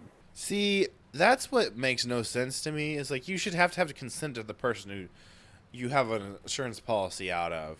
Yeah, there's a story. There's a story I want to tell you sometime. I got to go look up the details, but this is a fucking incredible story about a group of guys who were just drinking in a bar one night and noticed a drunk guy walk in or wander in at the same time, like every night, and eventually hatch this plot to kill him and then take the insurance money. Oh, Jesus Christ, that sounds hilarious. Quick question: do you remember if we took our shot for Minnie? No, I don't think we did. We didn't take our shot for Minnie. We didn't. We owe another shot. Prost. Cheers. Yeah, so the last suspected victim that we have any information about that we suspect was may have been killed by Holmes was a person named Milford Cole. And literally all we know about them is that they were from Baltimore, Maryland. They left Baltimore to go to Chicago for work and were never heard from again. And the only connection that this person ever had to Holmes was that they had received a telegram from Holmes when they were living in Chicago with a job offer saying, "Hey, come out to Chicago. I've got a job for you." And they were like, "Okay." And they up and left and went to Chicago and were never heard from again. That's all the information we have. Sounds like a great way to get murdered. Yeah. Yeah, because when you show up in a new town, literally the only people who would ever notice that you're missing would be all of your family back in Baltimore. And none of them would know until they just stop receiving letters from you, or you try to go and visit them and can't find them, and that could take months or even years during this time. So after Milford, we have the case of Benjamin Peitzel. Yeah, Peitzel's the big one. This is the one where Peitzel's kind of what led to Holmes's eventual bust. yeah, it's Peit This is the beginning of the end for Holmes. yeah, it's Peitzel's murder that eventually results in his arrest and his prosecution. So Benjamin Peitzel was a carpenter by trade, but he hadn't always been a carpenter. In his past life, he was a criminal who had served several stints in prison. He had tried to, become a good, upstanding, productive citizen, but it didn't stick. And when he got wrapped up with Holmes, Peitzel, when he got wrapped up with Holmes, they became pretty good friends. And eventually, Peitzel started getting involved in some of the illicit stuff that that Holmes was doing. He started getting involved with some of the scams that Holmes was running, and purportedly was even involved in some of the murders that he committed. Though these are murders that I don't believe that. it's never been confirmed, and it could go a lot of ways. But Well, so no, I don't believe that in the sense that I don't feel like Holmes was the kind of person to let people in on his schemes enough to have been involved in the murders, not because I trust Peitzel's character more. I don't know enough of Peitzel's character to say one way or the other. all I know is from the sources that I read that he was that there's strong evidence that he was involved with I could see them like maybe cleaning up after Holmes, like an accessory, but I don't see them being anyone being actually involved in the direct murders, like an accomplice level. he was he was definitely involved in some of the scams that Oh, no doubt. Like that Holmes would wrap anyone into. there was a belief that at some point when Holmes was on like a business trip to Mississippi that he murdered someone with Peitzel's help. But 3 sips. 3 sips? Yeah. Also, at some point, I didn't put this in my notes, but I don't know why I forgot to do this. But at some point, Holmes is on a trip to the Williams property that he scammed Wilhelmina out of. He's on a trip to his properties down in Fort Worth, Texas, and while he's in Fort Worth, he becomes implicated in this basically like a cattle rustling scam. Like he's trying to. Oh, yeah! He stole a horse! He stole a fucking horse. And That's what they will eventually get him on. That's what they arrest him for initially. Is when he gets caught, and like a little bit in the story, they catch like the investigator who's arresting Holmes is like radios down to another city is like, what are his charges? Horse thievery. Good enough for me. Book him, boys. yeah, but before he could be booked in Fort Worth, he flees to Fort Worth where not Fort Worth, to St. Louis where he meets Peitzel. I think he meets Peitzel in St. Louis. I don't remember that much. But they eventually get involved, and the Fort Worth thing is important, like you said. Eventually, after running a few scams together, Holmes comes up with this plan where they're going to go out to Philadelphia, Pennsylvania, back to the old stomping grounds for Holmes, and he pitches this plan where Peitzel is going to take on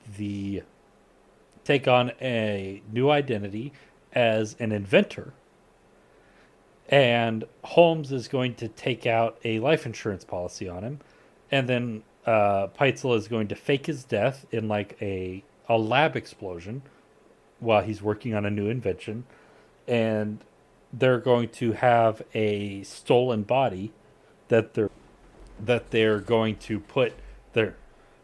Is this when he does the glass blowing / fake natural gas scam? No, So this was after? I suppose, yeah. So I might as well mention it now. So there were two more scams Holmes ran, where one at his castle he tapped into the local natural gas line, and he had this fake invention that supposedly converted water into natural gas that he was going to try and sell to the local company for like $2,000 or something like that. That turned Oh no, he was selling their gas back to them. that was his. He was using their gas as like a trick to show that he was creating natural gas out of this machine. But before he could make the money and scam them, they kind of figured the thing out.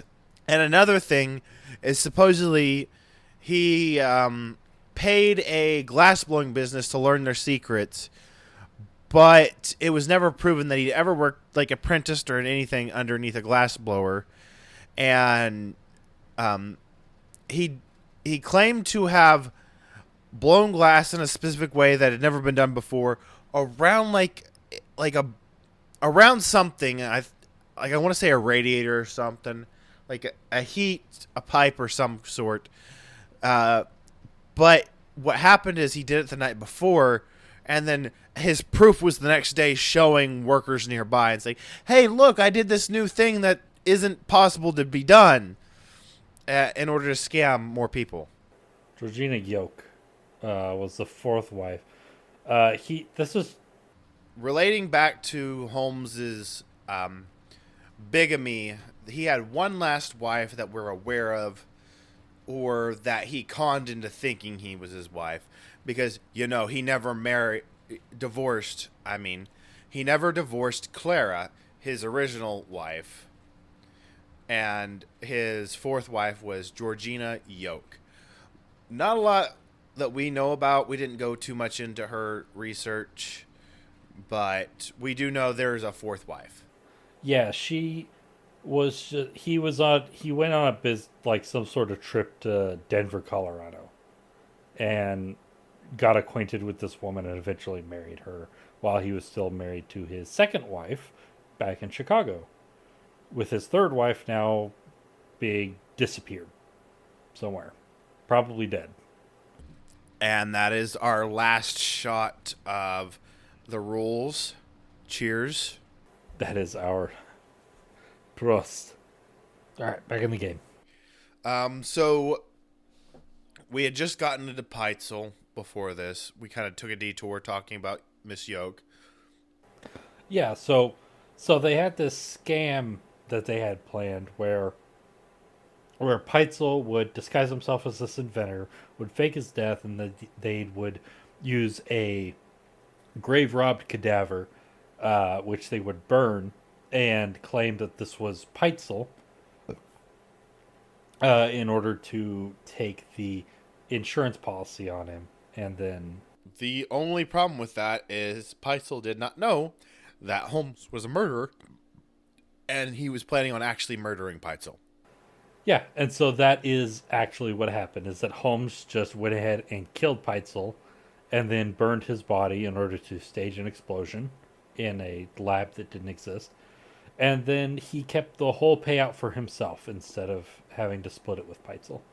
But the thing is with that, the whole time he claimed that was their plan, is fake Peitzel's death.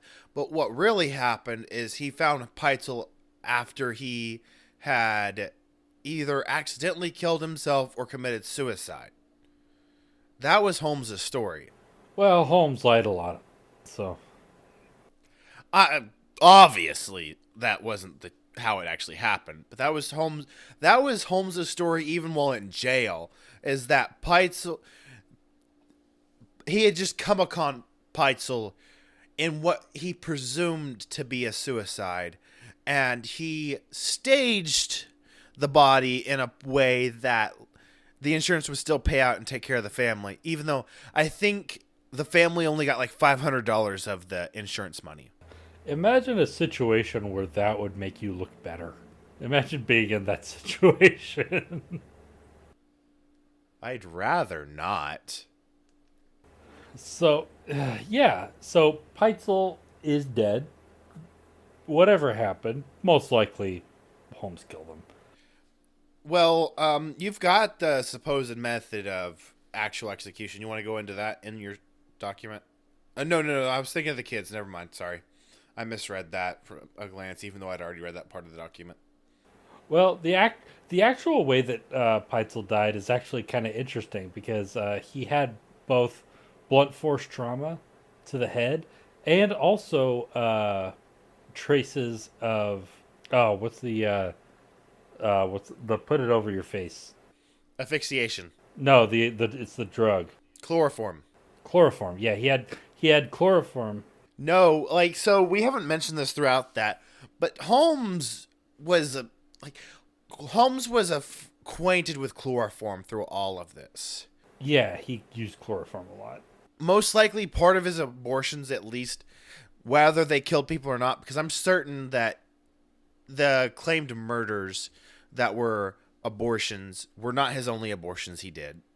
Can't have been, with how laissez-faire he was about wanting to do it. Like, he was obsessed with abortions for a little bit. Oh yeah. So that those couldn't have, just the murders that we have pinned on him, like we're certain he did, can't be the only ones he performed. He was very much a proponent of asphyxiation of anything, whether it was chloroform or another. The weird thing about the chloroform, though, in regards to Peitzel's case, is that during the autopsy, they actually discovered that there was no chloroform in his lungs. I thought they did find something in his lungs. I thought they found other stuff on him. Like something. They found chloroform on his face, but not on his lungs, which is weird because it actually points towards... Would mean it's post-mortem. Yeah, which is actually what he would later on, what Holmes would admit to is that he actually put the chloroform on his body after he died. That's the weird part, is that he definitely died from blunt force trauma, but it's based on the forensic evidence. It's suggested that he wasn't exposed to chloroform until after he stopped breathing. So that would actually like support. It's weird. It's the only bit of information that actually like supports Holmes' later claim that he faked chloroformed Peitzel after he was already dead, in order to. I'm not sure about the exact logic, but he claimed that it was supposed to make it look like an accident of some sort. That he like got exposed to chloroform, it hit his head, and then there was a fire. I'm not. It's very confusing. He's not a very sane man, not a very like logical man. But yeah, a weird part of the story. It doesn't change the fact that he most definitely killed Peitzel. It's just a weird part of the story. 100%, yeah. Oh, there's no doubt he killed Peitzel. Like, out of all the murders that like are attributed to Holmes that could be iffy, Peitzel is not one of them. Like, Holmes 1,000% killed Peitzel. Absolutely, yes. Anyways, that's the weird part. But moving on to Peitzel's children. Yes. So, this is the weirdest fucking part. Somehow he used. Oh, it's so fucking depressing. This is. I'm going to take a glug because this is depressing. Yeah. And also, content warning. We're going to be talking about kids in this next part. So We're going to be talking about the murder of children. So, like, skip forward, like, a couple minutes, y'all. If you can't handle that, we understand. Like, we're barely comfortable with it. yeah, I'm a very big proponent of the idea of staring these things in the face. But if that's something that, You're not capable of, we don't shame you. yeah, absolutely not. So yeah, after Peitzel's death, he tricked. He somehow like did this.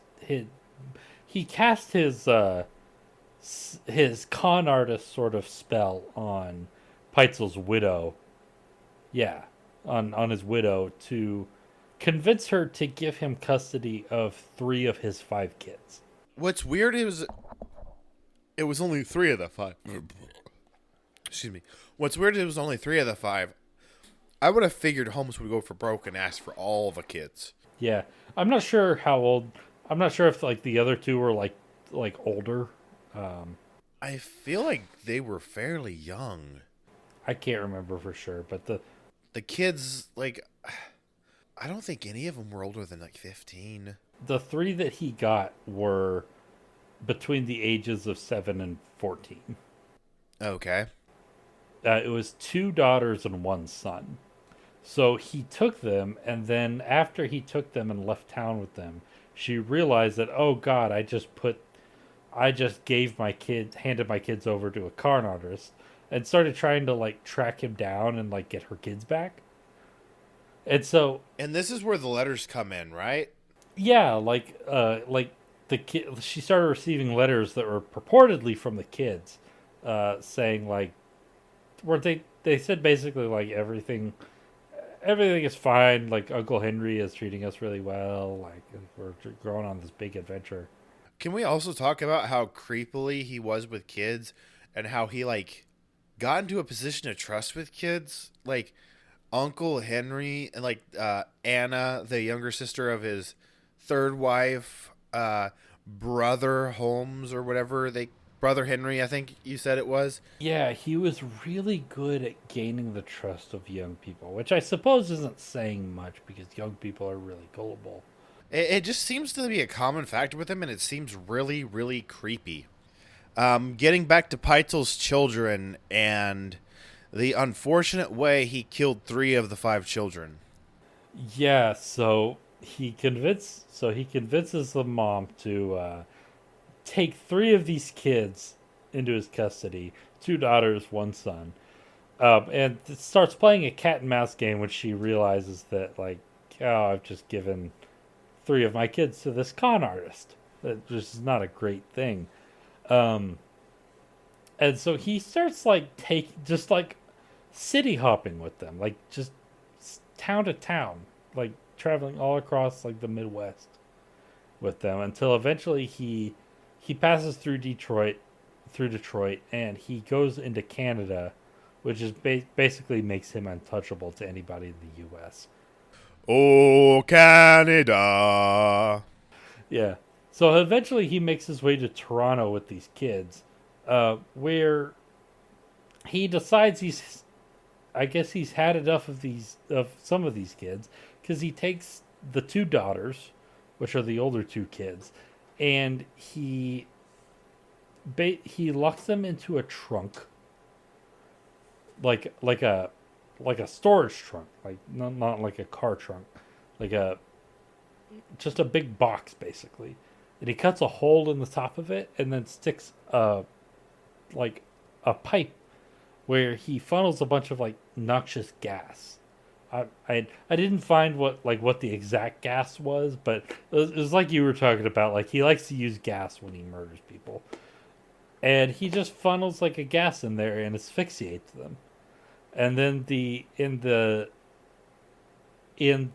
like cottage that he was renting in Toronto, he buries them like 3 feet underground in the cellar in the like house that he was renting in Toronto. And yeah, he just inexplicably, like I have no idea why. Well, I have an idea why, but we could talk about that in a second. He was a sociopath or a psychopath, one of the two. Like they formally diagnosed him that when he was under arrest, right?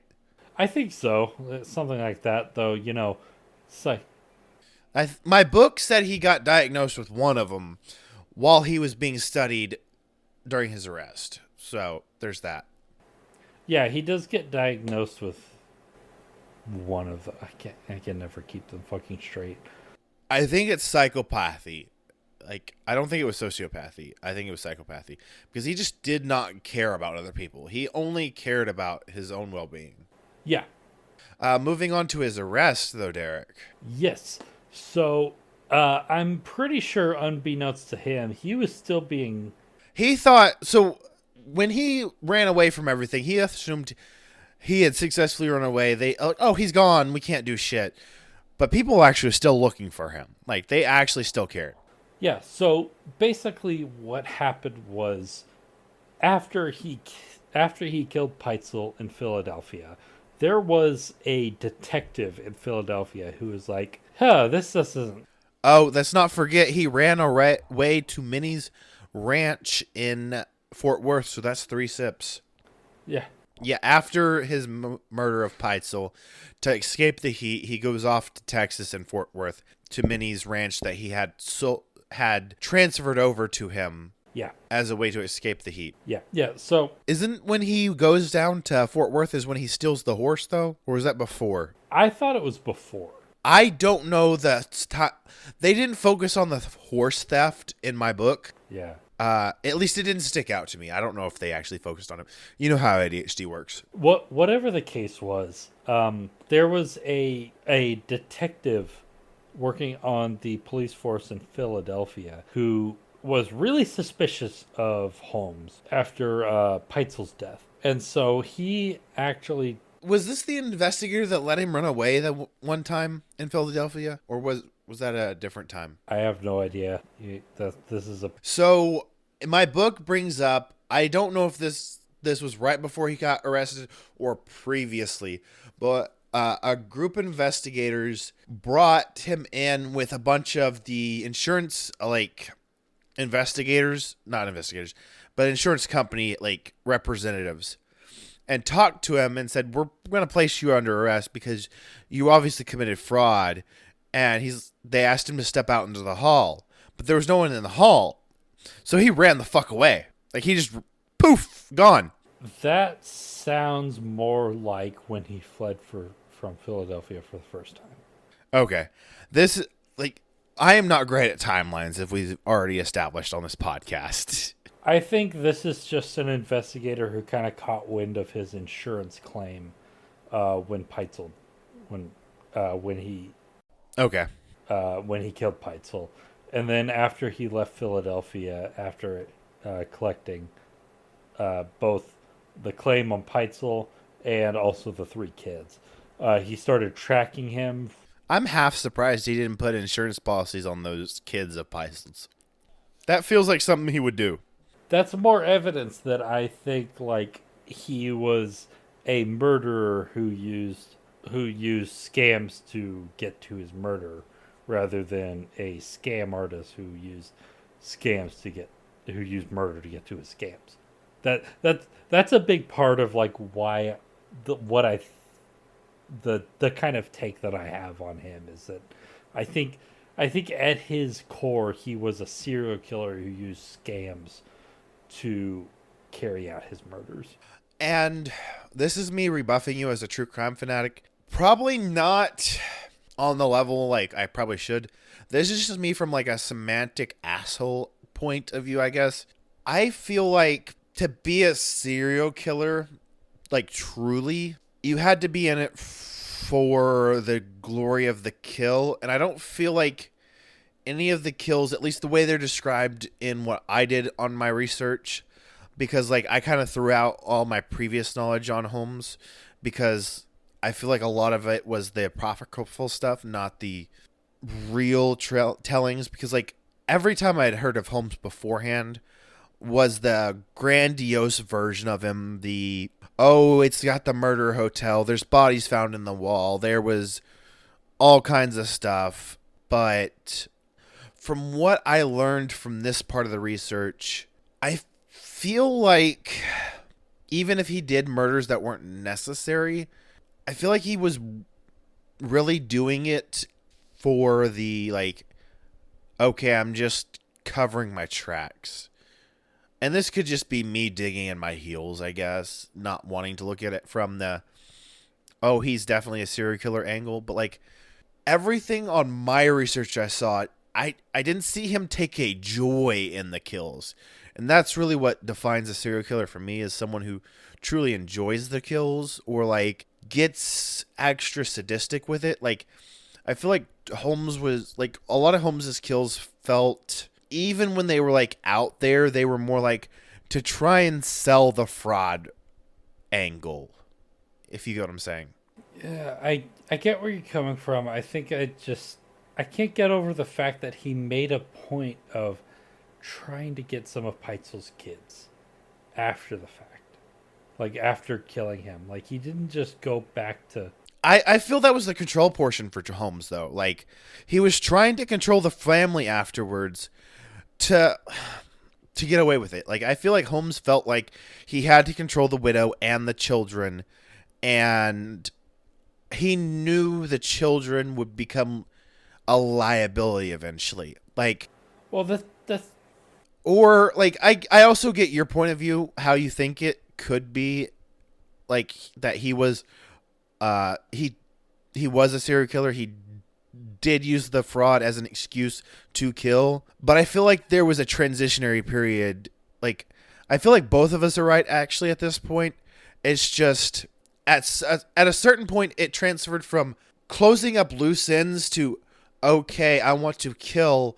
I only know how to do insurance fraud as my kills though. Or I only know medical malpractice murders.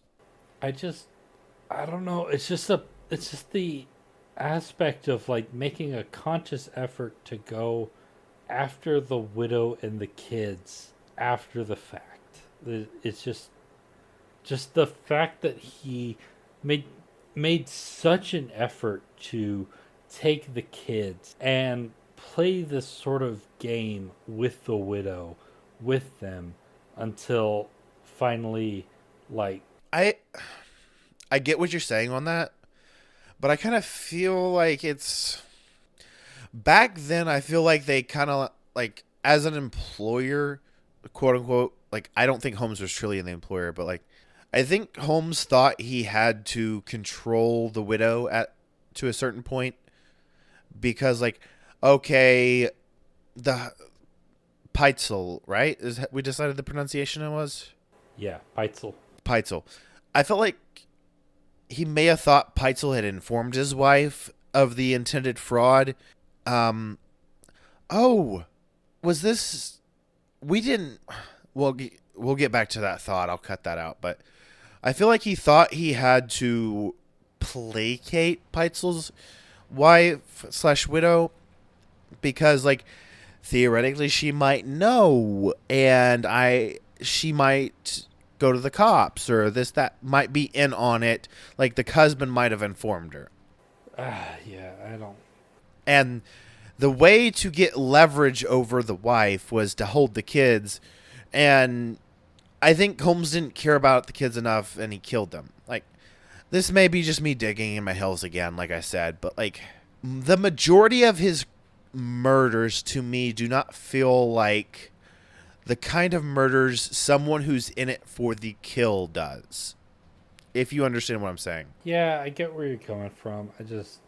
I can't imagine somebody doing that with the kids if it wasn't like for their own personal gratification, because every like all of the adult murders. Well, I think you're overstepping the fact we talked about earlier. He was a psychopath. Well, yeah, but like that's He did not give a shit about anyone. He cared about getting away with shit. He cared about getting away with his schemes. And I guarantee he was probably pretty fucking paranoid. Like, with him always being on the run, he saw the kids as a liability. well, yeah, but that gets into the point of like the difference between psychopathy and sociopathy, because like we're getting on a like back and forth tangent that we're probably not going to see eye to eye. So let's get back to work. I think this was the last wife, but for some reason I got confused when I was listening to the audiobook. But I thought it was Peitzel at first. But the final wife, he claimed to have been laid up in a hospital after an injury, and he was suffering from amnesia, quote unquote, and married another wife, not realizing he already had a wife. Do you remember that? Yeah, the sources I read didn't Talk about the final wife. they didn't go into that much detail. This is just a little extra detail. Like, there was an amnesia plot, and it was actually kind of confusing in my book, because at first I thought it was Peitzel. Like, oh, Peitzel was actually alive the whole time. But, and I was also only half paying attention, because I listened to that part of the book like 3 or 4 times, because, like, I missed the ending of the book like 3 or 4 times, because it's an audiobook. It happens. Getting it back into his arrest. Yeah. He was arrested by the Pinkertons, you said, right? Yeah, so basically he was tracked all the way from Philadelphia to Toronto, and then when he came back to the United States, he went to Boston. He ended up in Boston, Massachusetts. 3 sips. But yeah, so when he gets back to the United States, he ends up in Boston, and he's tracked by this detective in Philadelphia who's been tracking him since he took out the claim on Peitzel. And so while he's in Boston, the Chicago PD has hired the Pinkertons to kind of keep tabs on him until they finally find a reason to arrest him, which is... My story didn't say who hired the Pinkertons, but the way it was worded, I felt like it was the insurance companies that hired the Pinkertons. It could have been. The impression that I got was that it was a combination of both insurance, like creditors, and law enforcement, who he had been all of their risk. Also, your daily reminder: fuck the Pinkertons. They're anti-union pigs. Oh yeah, fuck the Pinkertons. But yeah, the impression that I got was that it was kind of a combination of his creditors working alongside law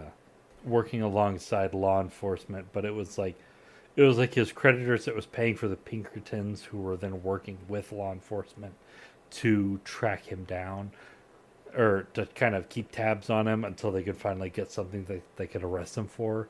And then they finally apprehended him in Boston when they received word from Fort Worth, Texas, that he was wanted on charges of cattle wrangling because of his theft of a horse. And so they used that as an excuse to arrest him in Boston. And he was taken back to Philadelphia, where by the time he got back to Philadelphia, prosecutors had finally put together a solid enough case on the death of Benjamin Peitzel that they felt comfortable charging him with it. And so once the Pinkertons got him back to Philadelphia, that's when they charged him with Peitzel's murder. You didn't put much here in our notes about the trial, but the trial was a fucking shit show. Yeah, I didn't get a lot of details on the trial itself, so if you want to talk about that, then go ahead. I didn't remember too many details, but I do know he started off with one lawyer, but the lawyer had something come up where he had to excuse himself.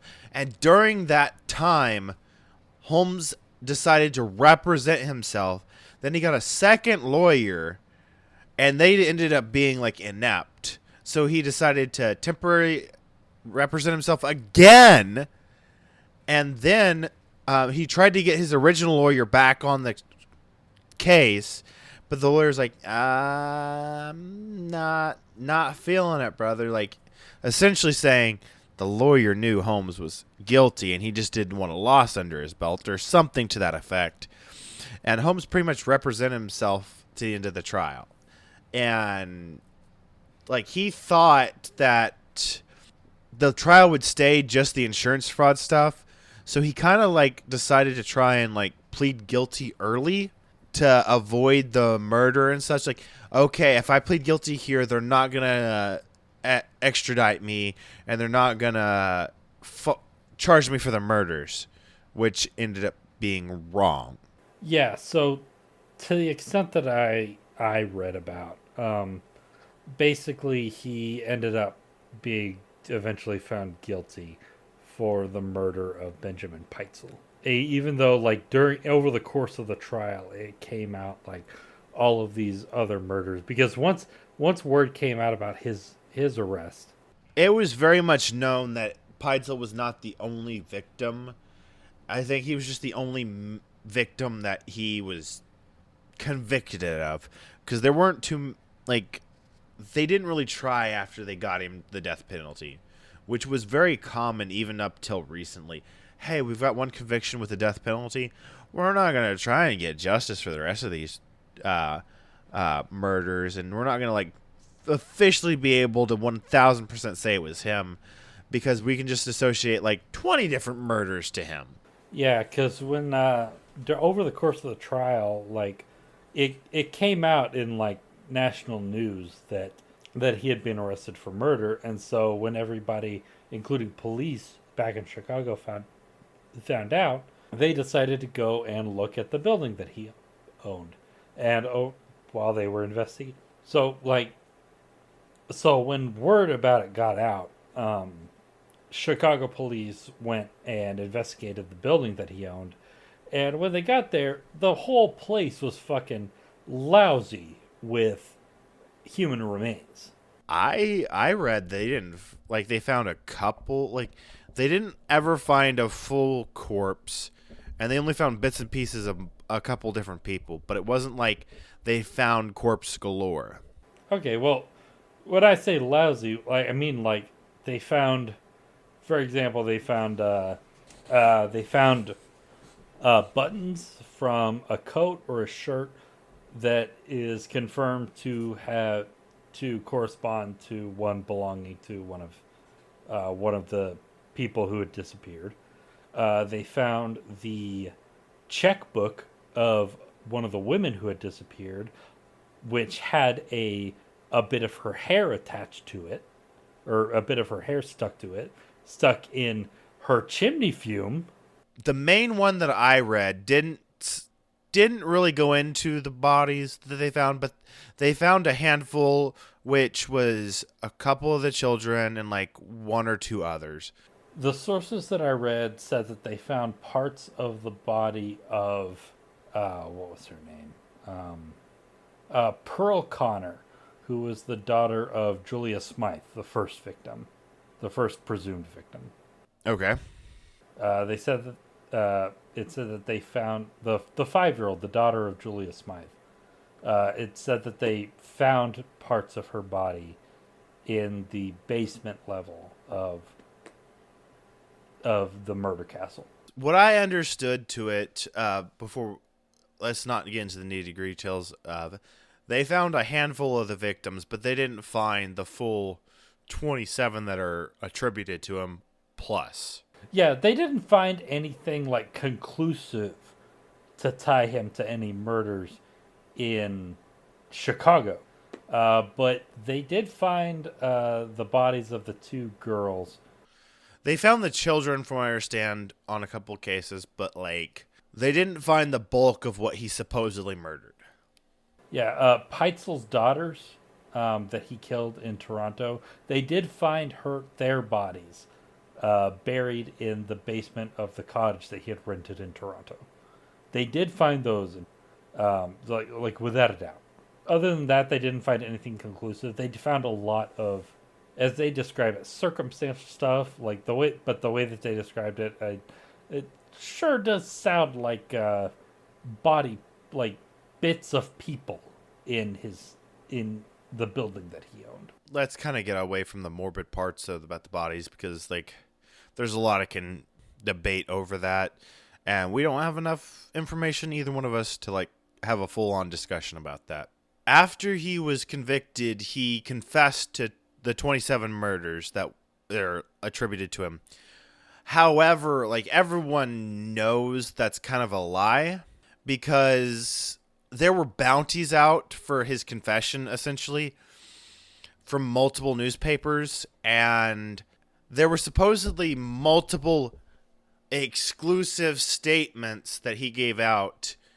It sounds like what he did is he went to everyone who's offering a bounty for his confession and took it and claimed it was an exclusive statement that he sent to them, even though, like, yellow journalism at the time, we can't discern who was actually, like, paying out Holmes's bounty to that. I guarantee at least one, if not more, of the newspapers paid him that money, and that's the only reason that confession, that claim to 27 murders, happened. Yeah. And the problem with the confessions was that a good chunk of the murders that he claimed to be confessing to were murders of people that were verifiably still alive. Well, so Holmes was a certifiable, like, I don't know the term, but, like, he was incapable of telling the truth even at the most opportune moments for him. Like, he had to lie. Like, it was a compulsion for him. Yeah. We do know that the Hearst newspapers, the Hearst Press, William Randolph Hearst, one of the most prolific yellow journalists of the time. William Randolph Hearst would single-handedly, just a few years after this, get the United States into war with Spain. Damn. Yeah, it's the Spanish-American War. We talked about it in the episode, or one of the episodes on Lucy Parsons. Okay. But the Hearst papers literally gave him $7,500 for his confessions, and then amongst a few other ones, the big one was one of the murders he confessed to was he confessed to murdering the drugstore. Yeah, the drugstore owner who was the pharmacist that owned the drugstore before he purchased it from them, with the husband who was sick. Yeah, he claimed to. That was one of the major ones that people claimed to him even to this day, even though there are documents showing, hey, that pharmacist was still alive decades later. Yeah, and the big problem, the big thing was those confessions that he made, that account that he made of, like, his murders. Those were basically the only source that most newspapers and later journalists, like, long after, used for information on Holmes's killings.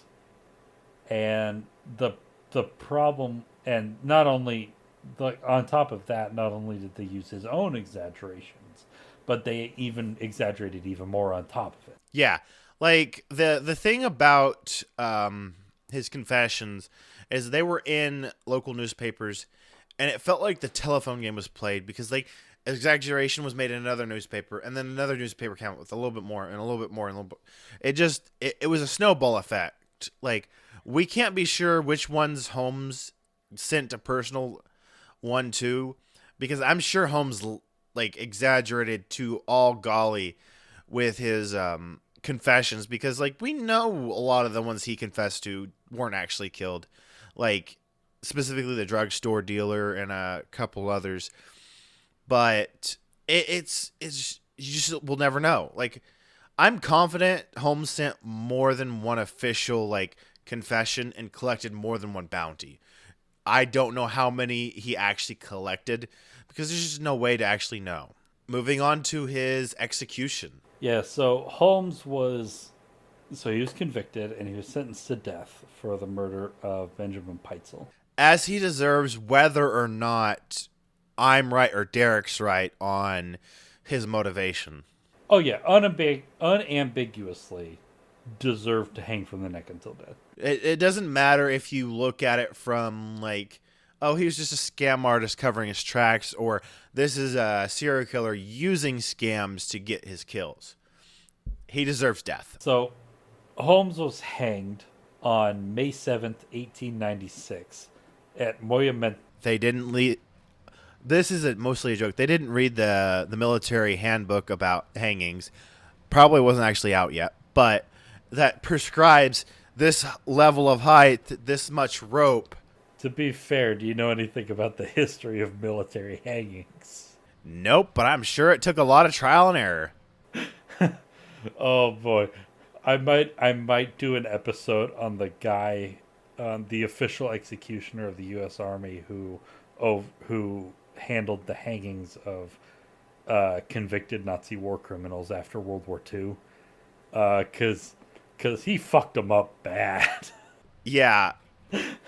Which it couldn't have happened to a better group of people, but man, he was bad at his job. I mean, if you're fucking up the hangings and having a slightly inhumane execution, I feel like the Nazis kind of deserved it. Oh yeah, it couldn't have happened to a better group of people. But real quick, this was a guy who lied about being the official execution. When he was drafted into the U.S. Army during World War II, he lied to his recruiter about being formally being the official executioner for the Baton Rouge, Louisiana parish. I think I've heard bits and pieces about this guy's lore. Yeah, and so when they found out, so he told them that he had experience as like an official, like trained executioner.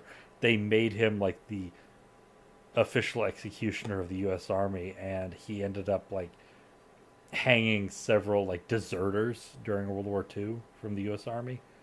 And he was the guy who was put in charge of hanging war criminals after their trials, or after the Nuremberg trials, the 7 Nazi officials that were sentenced to death. And he fucked it up so bad that like I think 6 out of 7 of them, because when you do a hanging, usually what happens is the neck breaks when they fall, and so they die instantly. What happened with them instead was that the fall was too short, and they ended up slowly asphyxiating over the course of a few minutes, except for one of them where the rope actually broke and they had to redo it. Ooh. So the rope not being long enough and slowly asphyxiating is actually what happened with Holmes. There were a lot of conspiracies with his death too. Like supposedly the executioners got together and were like, okay, we think you don't deserve this, so we got together a cadaver, and we're going to use that in place of you, and you can run away. Which leads into another theory that I'm pretty sure both me and Derek think is fucking bullshit later, but safe to say Holmes was executed at this time. Yeah, it took him 15 minutes of struggling and shaking around to strangle to death finally. Couldn't have happened to a better guy. Yeah, it couldn't have happened to a better guy. To his credit, on his way up to the gallows, he was perfectly calm and collected and didn't show a hint of fear or anxiety about what was about to happen to him. If you can take anything from Holmes, it's that level of, I don't even know what to call it, but like acceptance of your own death. Like, I don't want to walk into my own death like being scared like that. I just want to be able to accept it. And not everyone's going to know they're walking into their own death. So that's the thing. Yeah. His final request before his execution was that once he was dead, he requested that that his coffin be encased in concrete and that he be buried 10 feet deep. Encased in yes. And there were reports that conflicting reports that he either floated or sunk in the concrete. And the reason that he requested this was because he was afraid of grave robbers. Talk about irony. This fucking asshole. Do you know what this fucking asshole had for his last meal? We're going to play a little bit around of small town murders. What was his last meal? Well, I can just scroll up to the top and read it. What do you think his last meal? Don't cheat, Derek. The last meal. Chicago, some sort of pasta. He got generic breakfast. He got eggs and toast and a glass of coffee. Lame. Very lame. Like when I saw that we knew what his last meal was, I was like, oh, it's gonna be something interesting. No, eggs and toast and coffee. You know what? You know what my last meal would be? I would request like the finest New York strip they could find, cooked rare, and like a fully loaded baked potato on the side. Like, I gotta say, I would probably ask for. It wouldn't have to be prepared in front of me, but like I would want hibachi. Like I like hibachi steak and chicken, like that rice, the yum yum sauce, the vegetables. Moving on into Holmes's legacy. I really wanted to read his autobiography, but I don't think it's available anymore because I didn't find it. I don't think I'd get anything out of his autobiography because it's all bullshit, anyways. I just want to see what the bullshit he spewed in it. It's purely malice. Like, I want to see how ballsy this man was in his own autobiography. I hate to say this, it was just all fatherless behavior. It was attention seeking. This man was fatherless behavior squared. So yeah, after his death, his confessions to all of these different newspapers were kind of collected, and they were published as like an autobiography. Because His autobiography came out before his death. Like, it was right. He had an autobiography come out, like, as like a ghostwriter oh, okay. when he was in jail, like right when he first got arrested, while the trial was still going on. Yeah, I believe it. You're probably right. We'll see. The book the audiobook I listened to focused on how they knew about the autobiography during the trial. Okay. Like it didn't directly come up, but like some contradictions were like pointed out, or like it came up tangentially or something like that. Like, Okay, yeah. Yeah, I believe you. The sources that I read were a little limited on like following his death. and we've kind of touched on this next part of the document, but like yellow journalism and then the impact it played on the mythos that is Holmes and how exaggerated these claims on what he did became. Yeah, so a combination of like his autobiography, his confessions to these various newspapers who, the Hearst newspapers existed solely to titillate and to enrage people.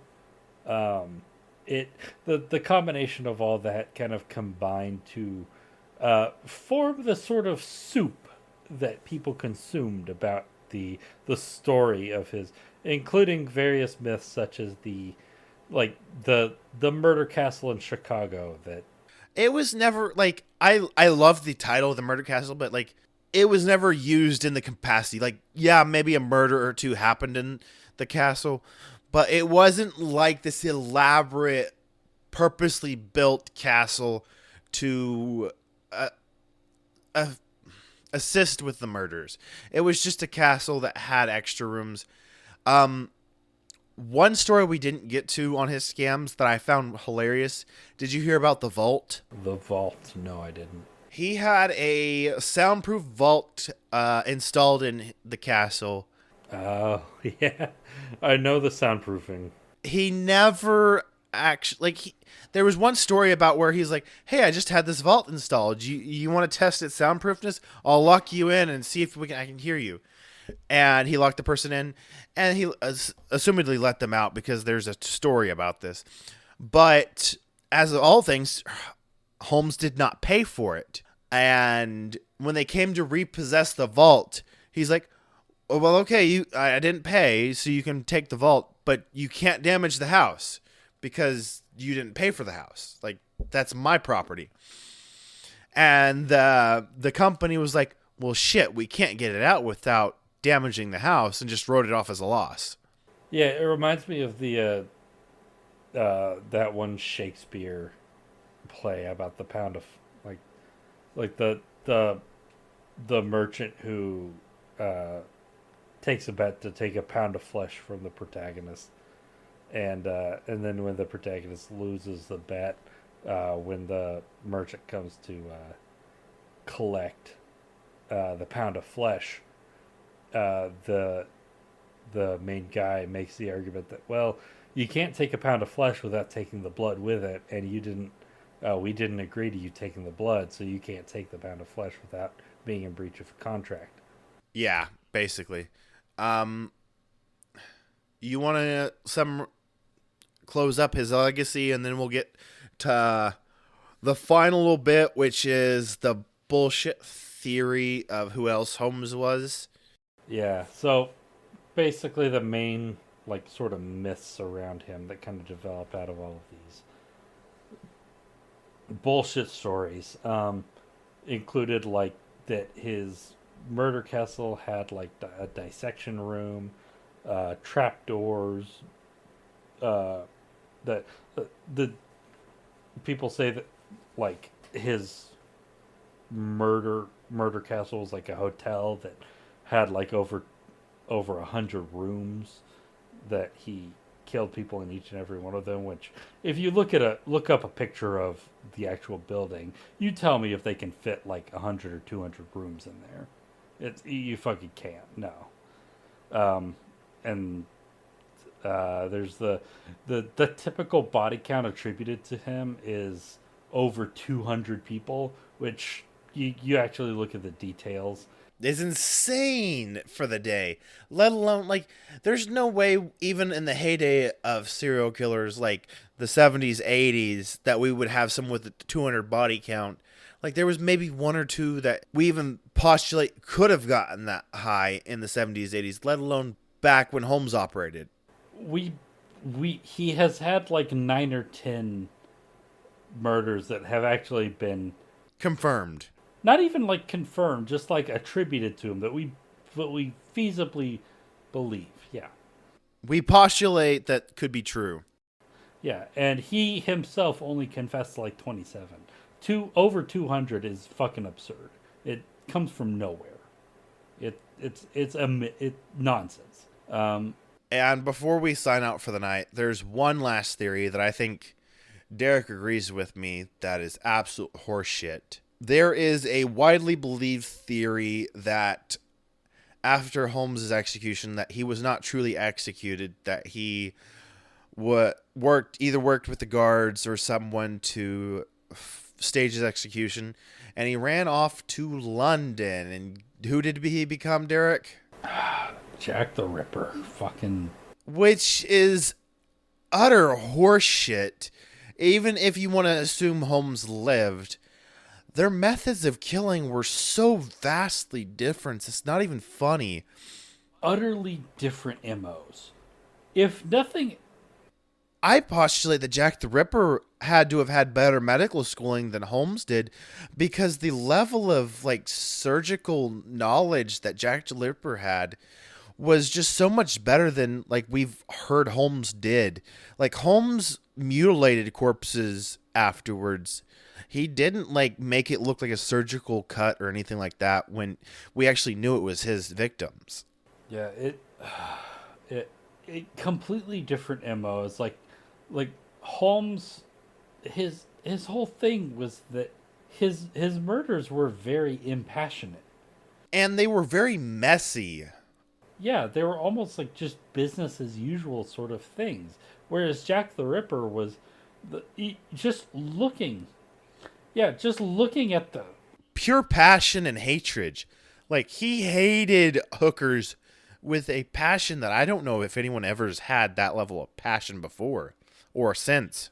Yeah, even just a casual glance at some of like the autopsy reports of the victims of Jack the Ripper, you could tell how much just raw hatred was involved in those murders, which is a level of passion that you didn't see in any of Holmes' killings.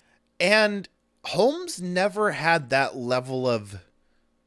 Yes, Holmes was trained as a surgeon, but it was none of his murders were focused on the skillfulness of the cuts. Like, no one remarked that Holmes had like Oh, he bisected from here to here, like, exquisitely, like, perfectly. No, he made like makeshift gas chambers and shit. Like, Or he disfigured. He didn't, like, make surgical cuts that would kill someone. I feel like it's, like, I don't, I don't mean this in, like, a bad way, but, like, I feel like it's an insult to Jack the Ripper to say it was H.H. Holmes because, like, I feel like the skill set H.H. Holmes was like pitiful compared to the level of skill Jack the Ripper had to have. He had to have been a famous doctor or some kind of practitioner that was highly, highly skilled compared to H.H. Holmes. yeah, he had an American medical degree. He wasn't exactly an expert. We'll be here forever if we just keep this up because, like, I'm in my drunk ranting phase. So, go ahead and give me your sources for this episode, Derek.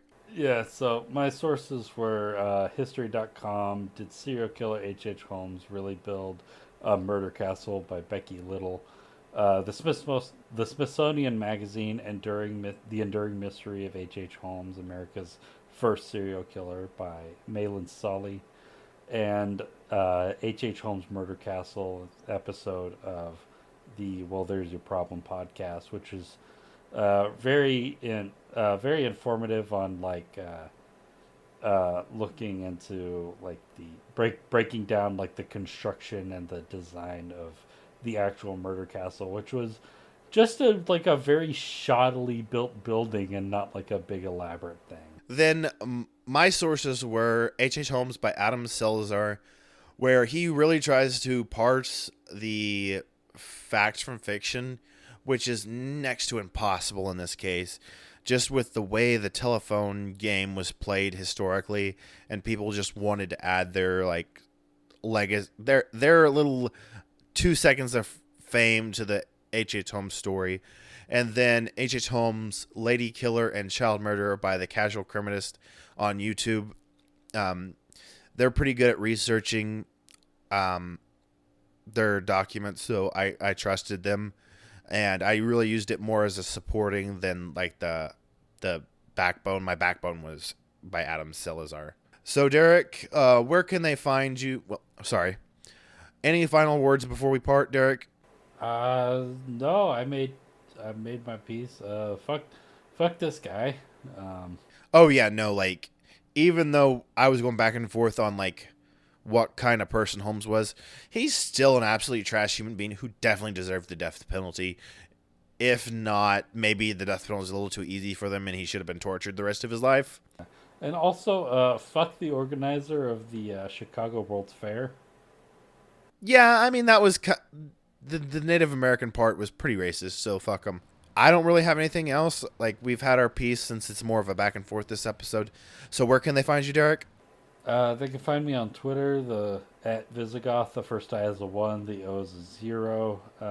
I'd give you my Blue Sky, but I'm not really on there anymore. I don't know why. I just don't really post on there much. But It's the same thing, only like the I and the O are a different thing. yeah, the O is the same. It's just a 0. The I is a regular I because I was able to actually grab that one. Tim, where can they? Then they can find me at Twitter and Blue Sky at Tim, aka Otis. But they can also find the podcast on Facebook and Instagram at the Alexander Society Pod, on Twitter and Blue Sky at Alex Society Pod, and then on TikTok at Alexandria Society, where we will post our outtakes and beer reviews. I'll make sure Derek gets some ready for you.